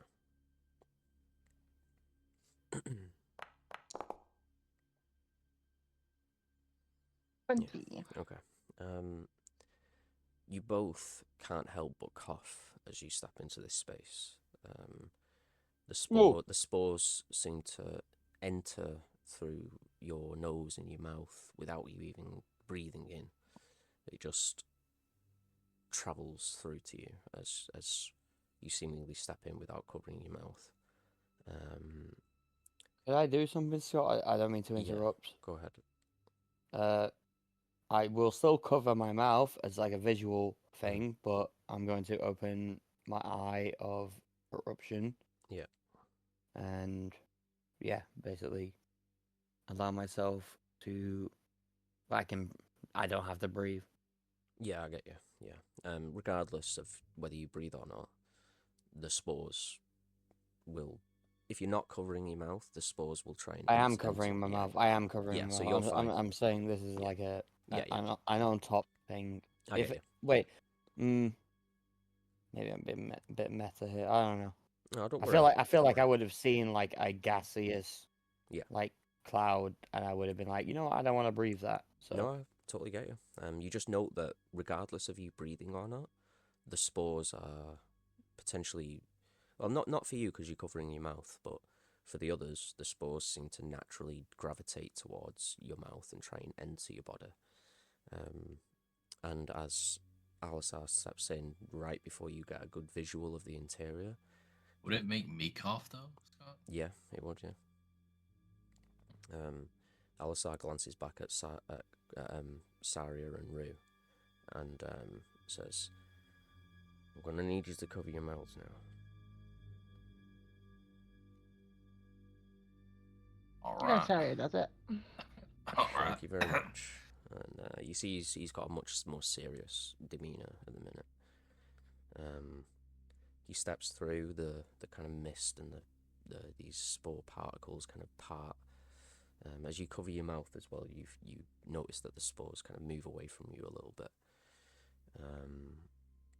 And this is what you will see.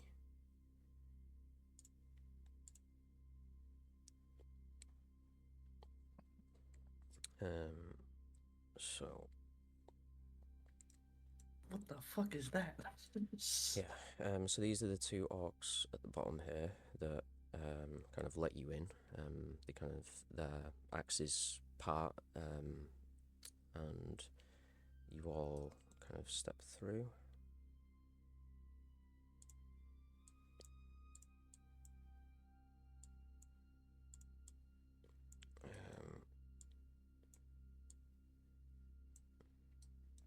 And yeah, will Tigger come with you?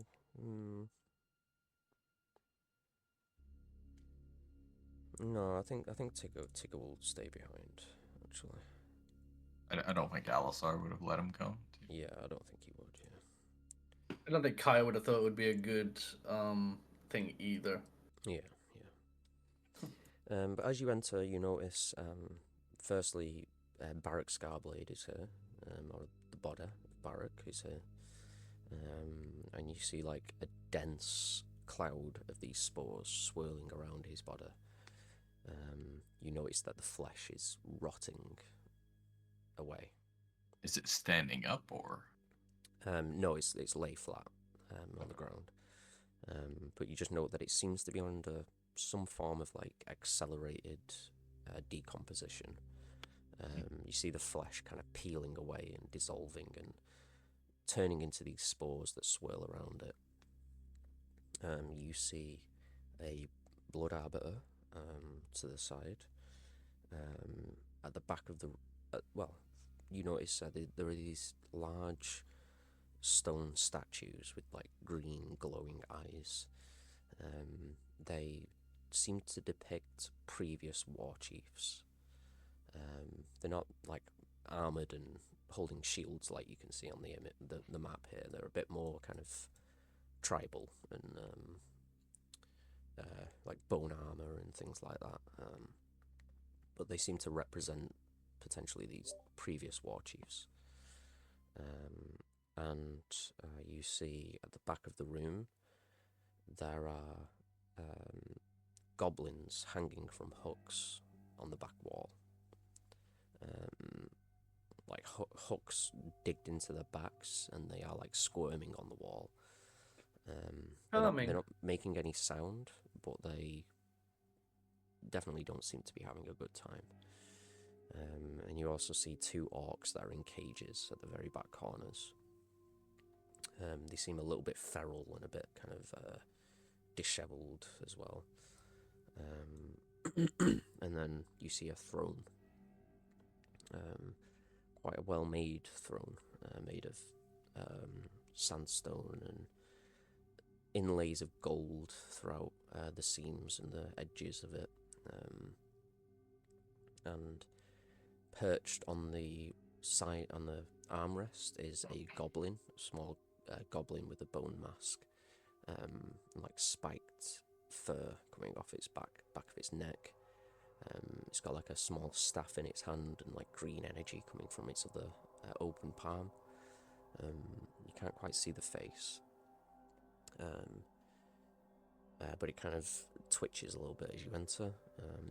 You see straight ahead of you is a human with like a big backpack and scruffy beard. This appears to be the prospector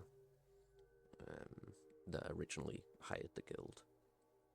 Then finally, sitting on the throne is what can really only be described as a very, very dead looking orc. Female, very old, pale grey skin, like a ragged cloak and bone armor that spikes out and almost seems fused to the bones of the actual body. You see like an exposed spinal cord that kind of arches and has these kind of like hunches in the back. It's like all bent and twisted. Loads of little trinkets. It's like a reverse rib cage. Kind of, yeah. It's almost like splayed open as well, on the back. All manner of bones fixed to the armor of various different creatures. Impossible to know, like, all of the potential possible creatures that these could have come from. And holding in its right hand is this long, trailing spinal cord that just looks just nasty and just incredibly sharp and menacing in its kind of just in the way it rests beside this this creature, and as a little bit of movement from Rygora, you hear the spine kind of clatter like as it kind of all the vertebrae kind of clatter against each other. And just one look at this creature, at this Warchief, you know that this creature could kill you in a moment. There is a dread in there, a nervousness, and just a feeling of death that's just so close that you could almost smell it, you could touch it, you could feel it in your bones. And as Alisar steps in, he takes a knee in front of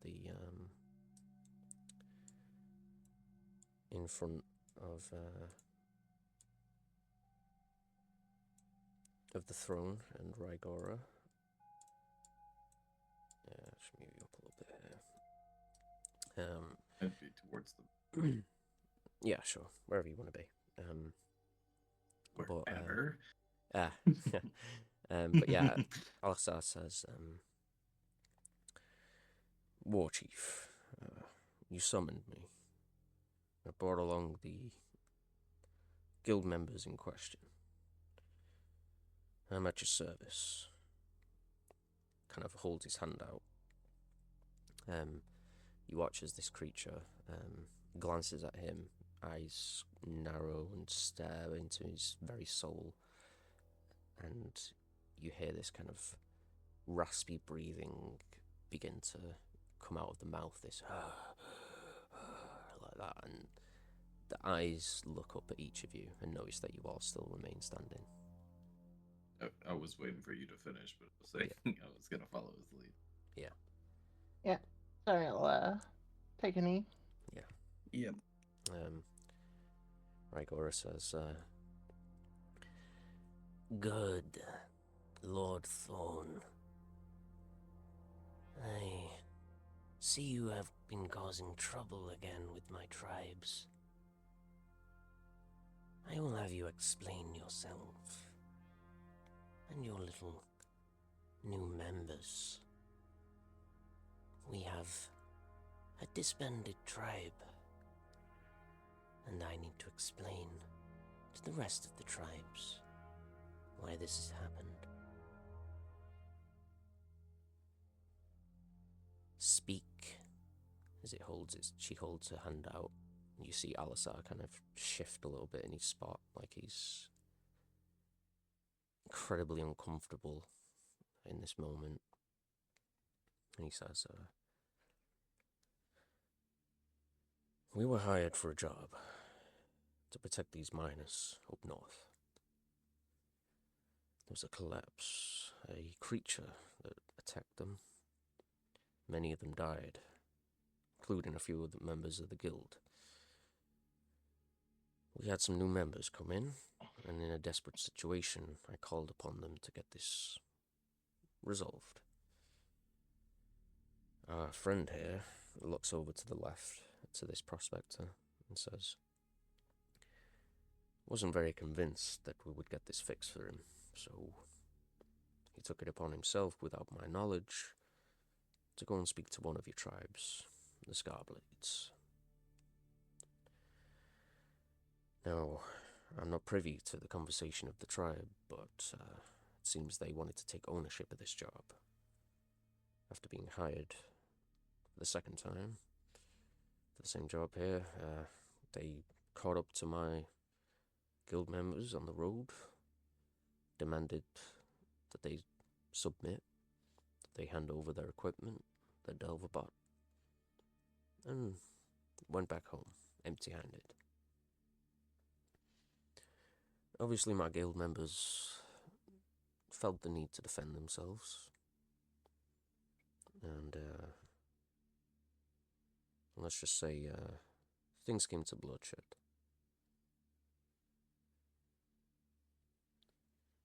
He pauses for a moment. Rygora kind of breathes heavily and then looks over to the arbiter and says, create the zone. I must know if they're truthful. You watch as this arbiter steps forward and slashes its wrist, slashes its palm even, and kind of throws its palm over the area near you, and you watch as blood sprays out and floats in the air and then circles around you all and drops to the floor in a pattern across the ground. And he's going to cast Zone of Truth.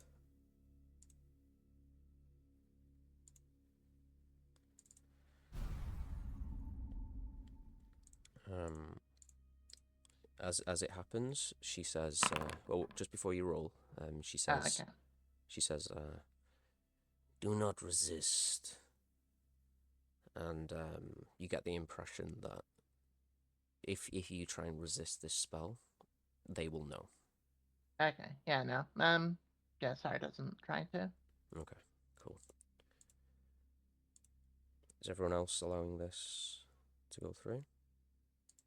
I closed the dialogue. Sorry? Yeah. I said I closed the dialogue asking for saves. Yeah, cool. Yeah, I am. Just pretend I don't succeed. Yeah. Okay. Yeah, the Blood Arbiter gives a nod to Rygora. Says, new guild members, you may speak now. Tell me what happened with this encounter with my tribes. Well, as Alistair was saying, we were taking on this job as an emergency. And we were on the road, and we noticed a crawler chasing us. And they came out and demanded us to hand over all of our stuff and to, well, they would take our lives.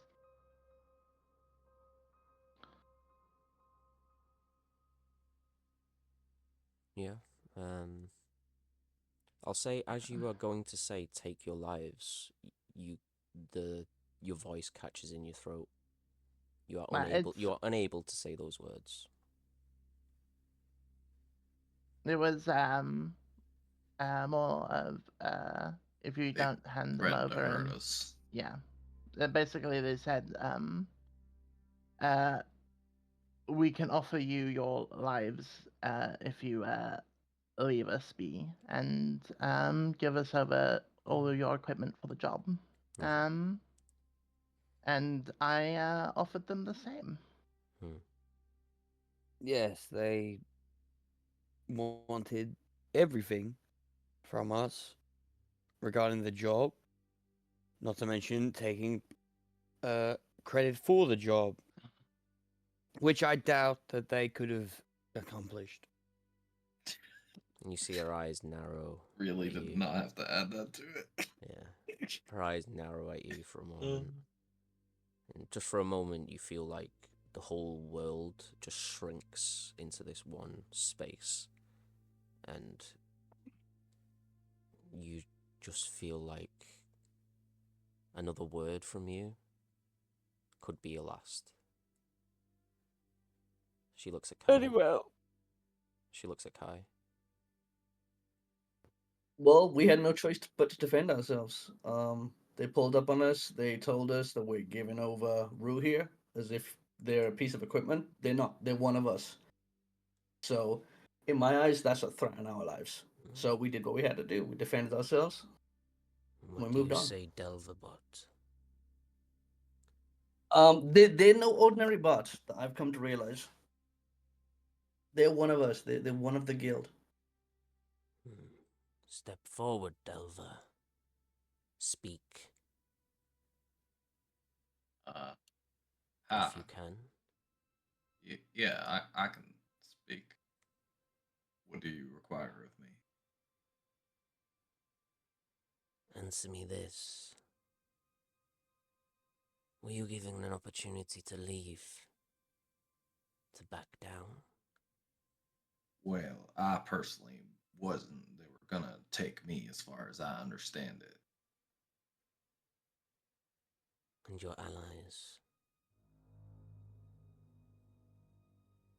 Well, like they said, it was either They give them all of their equipment, including me, um, which I would like to consider myself their friend now. But and if they did that, they could leave um without like doing the job and this and that, and just go straight back to the city, as far as I understand. Who drew first blood? Daria will step forward. Technically, I did. I pulled my blades on the dude first. Oh, technically, I instigated though. Yeah, you did your cloud. Yeah. But technically Kai got the first. I stand up. I say, I pulled my blades first. I pulled them, giving an opportunity to avert the violence. I held my blades at their leader, and I told them that we could go our separate ways and not resort to conflict.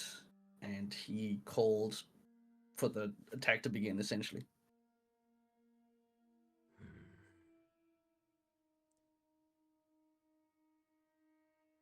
And what do you have to say, Prospector? You watch as this human miner, this prospector, kind of shakes a little bit, quivers at the just having Rygora speak to him sends all manner of dread through his body, and he says,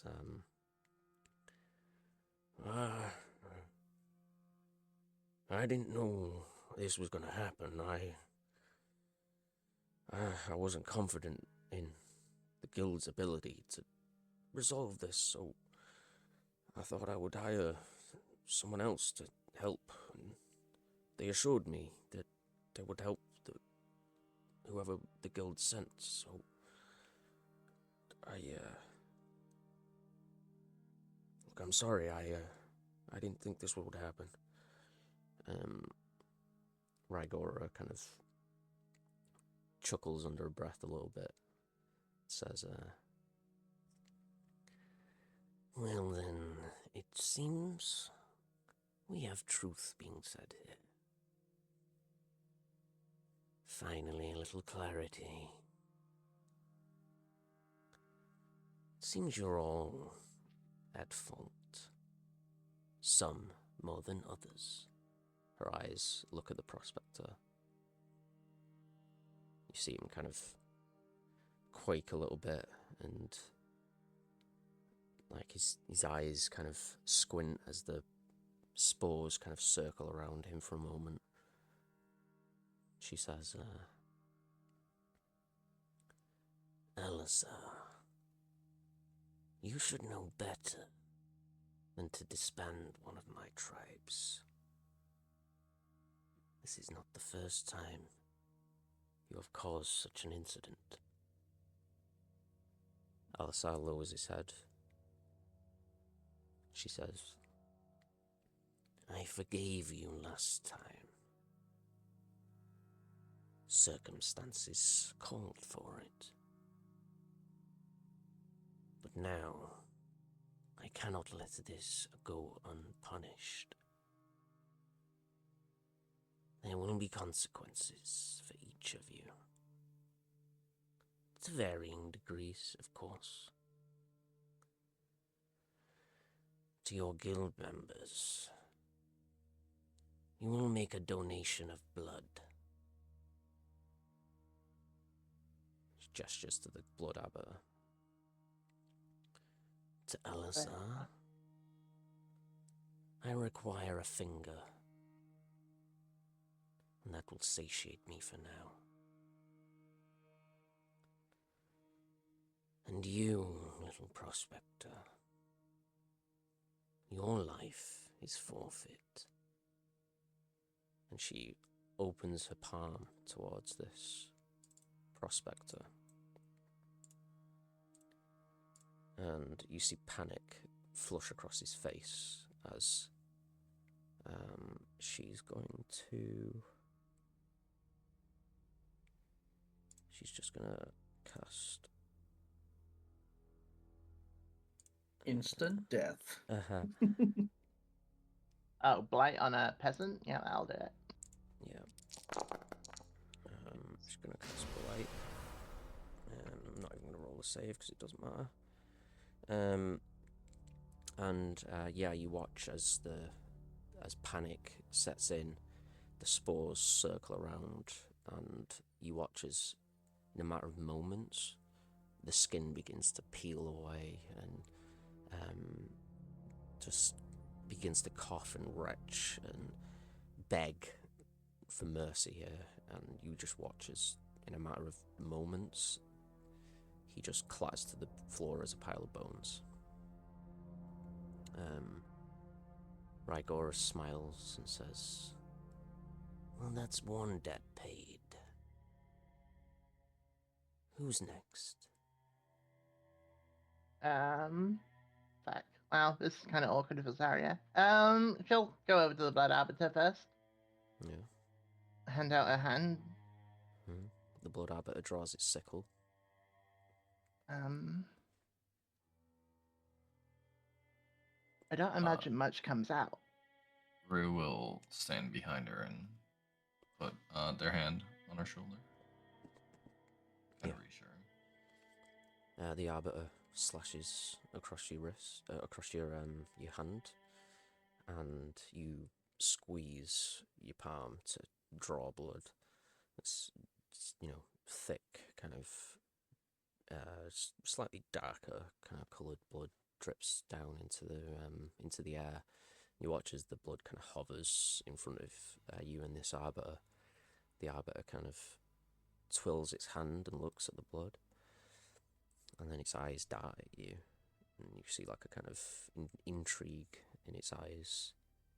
It looks over at Rygora and then back at you, and swirls the blood once more, and then it opens up its kind of like its cloak, and you watch as it kind of points its finger and it swirls down behind its cape into some kind of container. Looks over at whoever's next. Yeah, she'll move out the way and move back. Kai's gonna stand up, walk over. Yeah. I'm gonna hold my arm out. Yeah, same thing. Gives you a little slash. Draws the blood. Swirls in front of the Arbiter. You watch as the blood kind of slightly changes colour to a purplish, kind of crimson purple colour. The Arbiter stares at the blood for a good 5 or 6 seconds. You watch as it kind of touches it with one of its fingertips and then tastes it. And then shakes its head a little bit and points behind its to its cloak, and the blood siphons down into some kind of container. Right.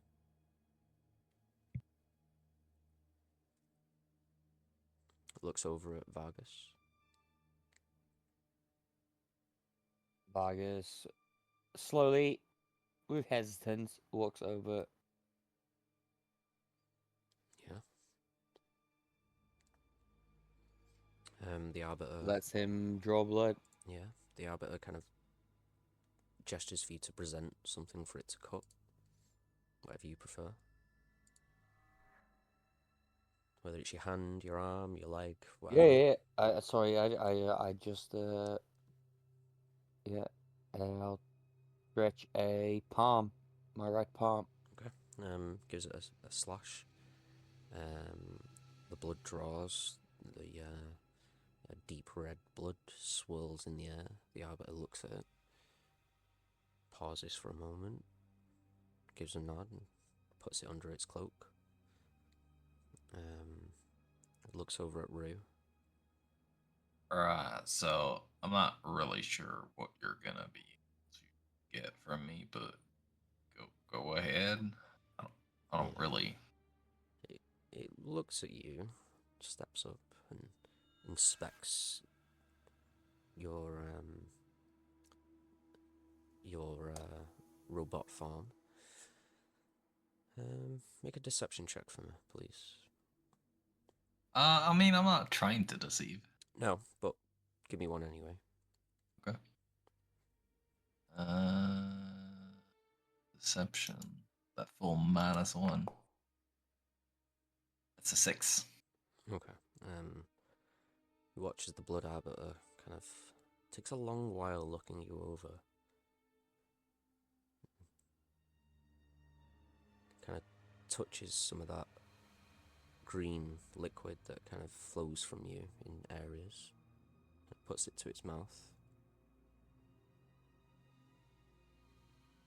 Pauses. Not sure that tastes great. You know, it seems to. Its eyes kind of drift for a moment, and then kind of twists its hand in a circular motion. You watch as like a small amount of that green liquid kind of gets pulled into the air, and it inspects it, and then points to under its cloak, and it swirls into a container. Gives you a nod. All right. I'll say this as well. You all notice the blood arbiter's eyes have this kind of sheen to them, this reddish glow. It seems to be using some type of magic to inspect you in some form. But regardless, it has the donation of blood there. It steps up to Alisar. Alisar kind of holds a hand out, offering his finger. And the arbiter kind of draws its sickle and hooks it underneath the hand. Which finger? It'll be his left pinky finger. The arbiter hooks under the finger. Alisar grits his teeth a little bit, and then in one fluid slice, the finger is cut. Alisar puts pressure onto it immediately, and the arbiter waves his hand. And you watch as the wound immediately seals shut. Some type of healing spell used to close the wound. The finger floats in the air, and the arbiter looks at it and then points, and it goes into some type of container. The arbiter gives a bow to Rygora and then steps back to where it was positioned earlier.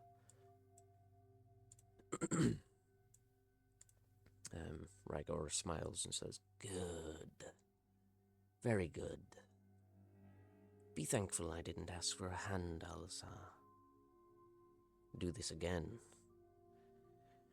You may find yourself limbless by the end of the year.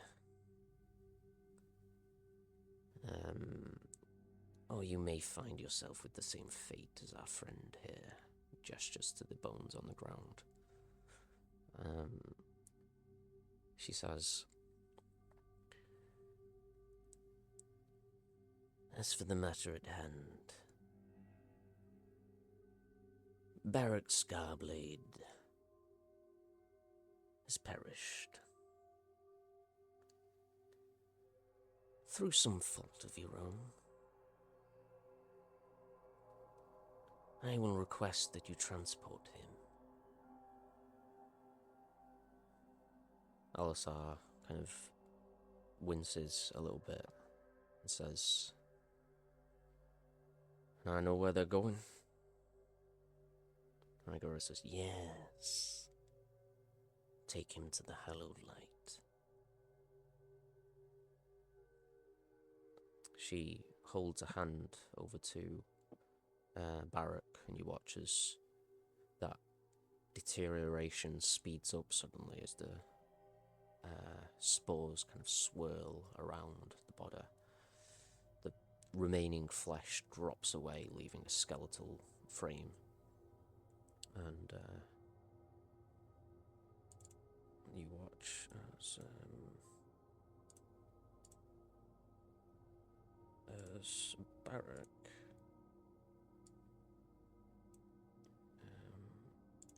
suddenly changes form. And he's now a quite large skeleton as he stands up. You see like a hole in the back of the skull and the cheekbone where the bullet has pierced through the face and the back of the skull. Those spores kind of begin to dissipate, and you watch as the skeletal figure of Barak kneels immediately and says, Rygora, I serve in death. Lowers its head very low to the ground, and Rygora says, you are to travel with your slayers to the hallowed light, and you will pledge yourself to their service. Do not find your way back to the war room. You will not find any peace if you do so. You have one singular purpose now. That is to serve in death. She waves a hand in a dismissive motion, and you watch as Barak stands almost like he's being puppeted, turns and looks at you all, and waits. Alisar gives a nod, says, anything else, Warchief? Any other matters you need to tell me about? Any other offerings I can offer you? She smiles and says, always so willing, Alisar. I am pleased that you offered yourself so easily. I have noted your signs of respect this day, and that of your guild members. Ensure this does not happen again. There will be a steeper price to pay. I will speak to the tribes. They will not bother you anymore. Unless you give them reason to, of course.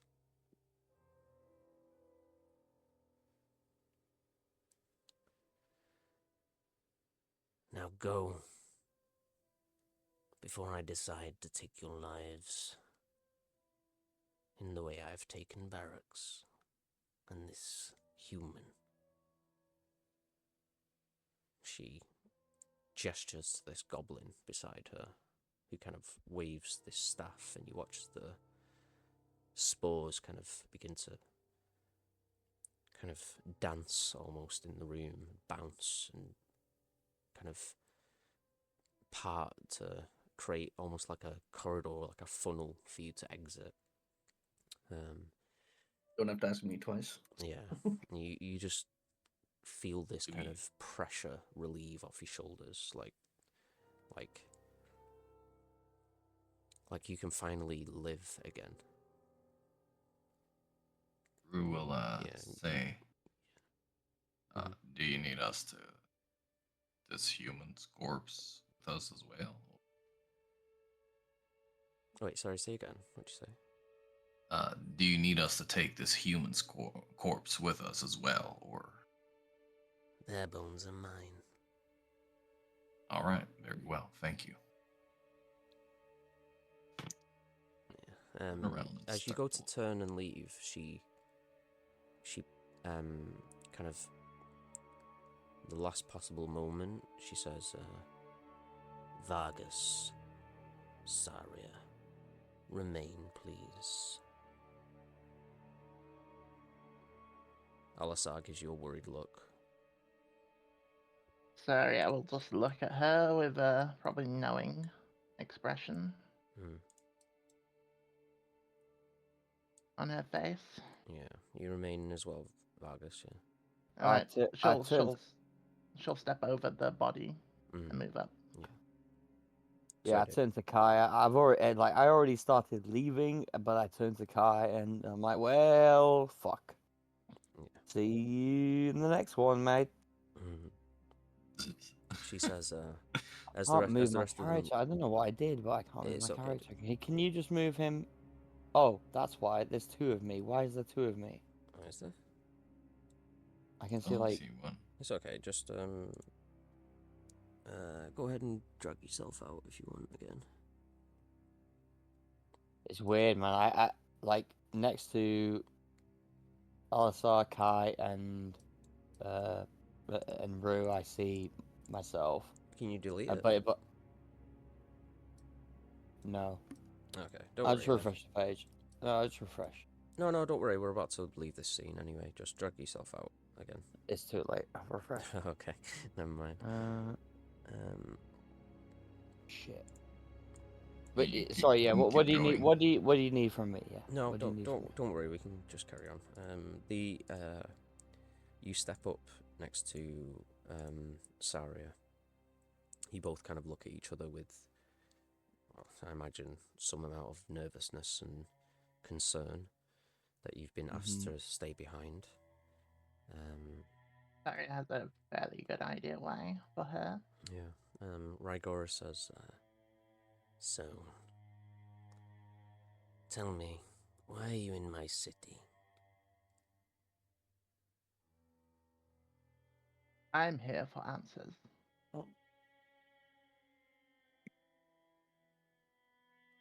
Yes. Me too.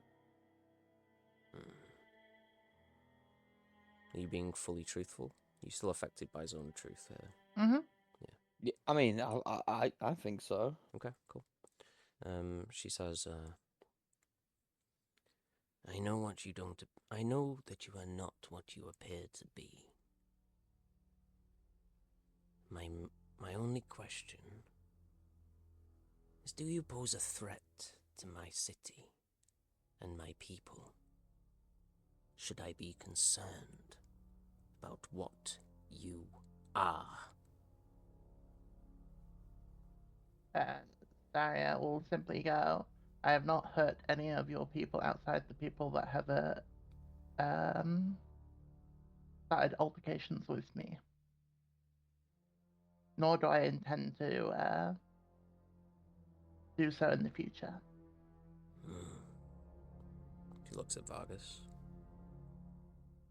What I am is, well, what you perceive me to be. I do not know. Like, how can I answer that? Really, I'm an elf, and You are no elf. Do not lie. You see the circle flare on the ground. He says, do you pose a threat to my city and my people? I pose no threat to your city or your people. Good. Do not overstep. Do not cause trouble. Do not kill my people, and we will have no trouble. But know this, I see all. I know what you are. Do not cross me. Vargas is gonna just say under his breath, and what are you? I will be your death. Now go. You see she looks at the Blood Arbor and gives a nod.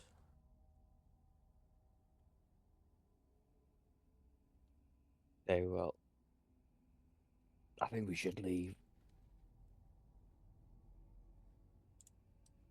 I say to, yeah, sorry. Yeah.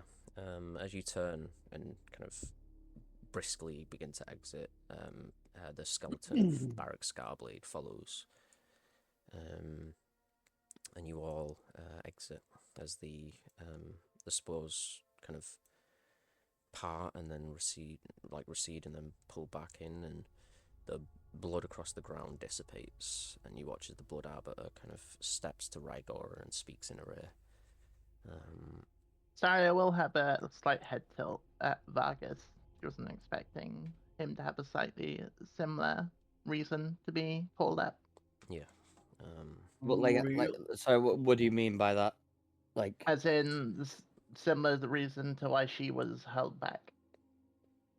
Yeah. as in, like, you look to me, like, are you trying to get my attention? Okay. No, it's more of a curiosity because Just like a Yeah, Huh. she's just like, well, you know, that's Yeah, strange. he you would know. he would have the exact same reaction. Yeah. Like, but he would try to hide it. I Yeah. suppose. Yeah. But yeah, as you step out, you find the rest of your companions and Alisar nervously waiting to see whether you come out as a pile of bones or not. We like pushed out of the room. Sorry, my internet died. So you would have been. You would have exited. Yeah. So we didn't hear what just happened. No. Okay. None of you heard any of that. And you watch Saria and Vargas kind of nervously step out a little. You know, well, it's up to you how you both kind of look and feel. But I think Sarah will be slightly concerned at the location they have to be going, and she'll give a worried look to Rue, and then glance at Vargas and say, maybe we should have a conversation, not here. yeah. Agreed. And Alisar kind of he's kind of tending to his finger and kind of looking over it, and kind of he looks incredibly stressed, kind of rubbing his temple, and you know. Rue will cast Cure Wounds pat on the back. On Yeah, appreciate it. He says, "Thank you, Rue. Well, Thank I'll you live for without it. your sacrifice. Yeah, I think I got lucky, honestly. I was real worried she was gonna take a hand, or an eye. Or a trigger finger. Yeah, I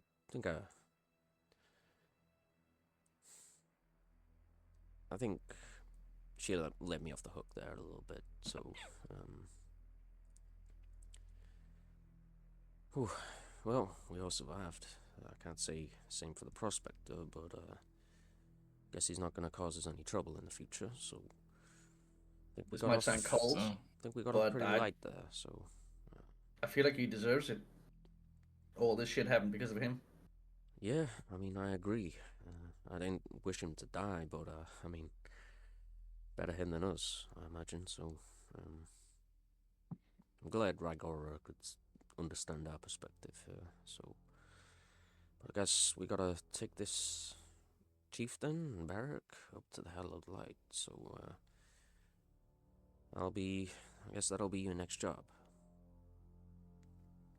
All right. Yeah. Our next job. Yeah, I can't lead the guild, friend. As much as Where's like the journey, Hallowed Light? it's down south. Like in the city or outside No, the it's city? down south. It's probably about 12 days journey, maybe. 12 days. We'll figure out On the foot details. or by horse. We'll figure out the details with Fleece, but Can we trust this thing? And I'm gonna gesture the skeleton. I mean, it doesn't sound like we really had a choice. But I mean, we're gonna be traveling with the 12 days. He's gonna want revenge, right? He literally died because I feel like he's bound in servitude to the magic of yeah, Rygora. Indeed. Yeah, he And if he's any orc, then he should know that he got beat, and he should probably sit back. Yeah. He says, Oh. Barrack will actually speak, and he'll say, I only serve Rygora. I will cause no trouble on the road. Take me to my destination. That is all I wished for now. And as we're traveling, you're gonna listen to us and do what we tell you to, right? Could I do an insight check? Sure. Yeah. Gives an insight Oh, check, oh. sure. An Can insight I check help him? on when he said, like, this is all I wish for now. Yeah. Can I give him an advantage? I am proficient in insight. Sure.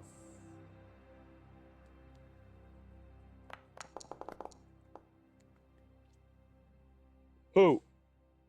Yeah. Oh, you got a +0.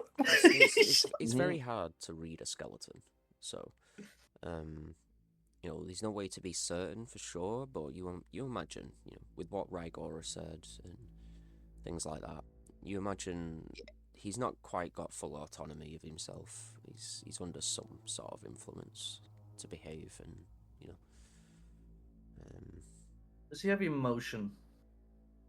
no, he's just bones. He's just a skeleton. Like there's no, he can't smile or like anything like that. He's just, the jaw kind of just flaps open, and then a voice protrudes, and he's got a kind of like an ethereal kind of wispiness to it as well.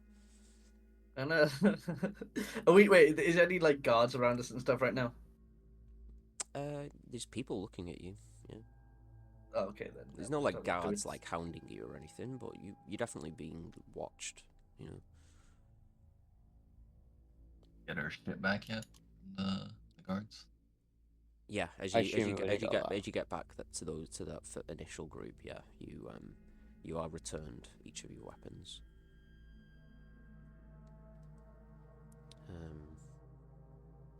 Yeah.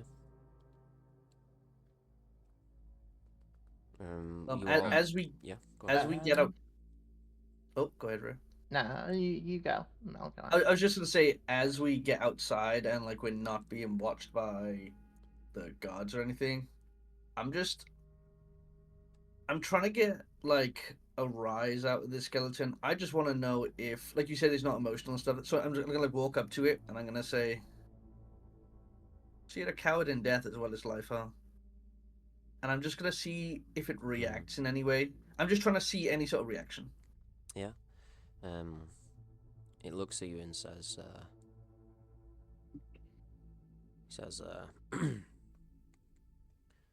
"You may believe whatever you wish. I do not care for your thoughts." Okay, that tells me everything I want to know. Yeah. Thank you. And then Sarah will just go, let's go find a quiet place to have a conversation. Yeah. Yeah, what the fuck happened in there, you guys? You were held back, huh? Yeah, you guys alright? Well, with that question, Yeah. we'll wrap up for the day because we're going Yep. over here. Yeah. But we'll pick up with that conversation next game. Oh my god. Next time on Dragon Ball Z. Yeah. Alright, good stash. So I'm out gonna- of all of us elves, only one of us, i.e. me, is really an elf? I am shocked and appalled. Oh god. I mean, I'm gonna I'm have to shout, Elven. guys. Yeah, no worries. Hmm? Okay, Sorry. yeah. Enjoy. I gotta shoot. But yeah, I Yeah. will speak to you guys soon. Yeah. Hopefully we'll Did you play stay? this. It's safe at the dentist. Yeah, good one. Great session. Bye bye. Good night. I have to actually head out too. So. Okay, yeah, we're going to Kiana. Yeah, day at the office again tomorrow. Oof. Yeah, Have it's been fun. 3 days, or well, like today, yesterday, and now tomorrow as well. So I gotta stay late because I got my mid-yearly review with my boss. So Oh, no. worries. But yeah, I'm we'll not wrap up worried quick about it. tonight. So thanks for playing, everyone, and thanks for watching. Anyone watching, we'll be back soon for the next game. And yeah, we'll wrap up with that. Nice quick one. So yeah, have a good one. cool. I'll see you soon. Bye.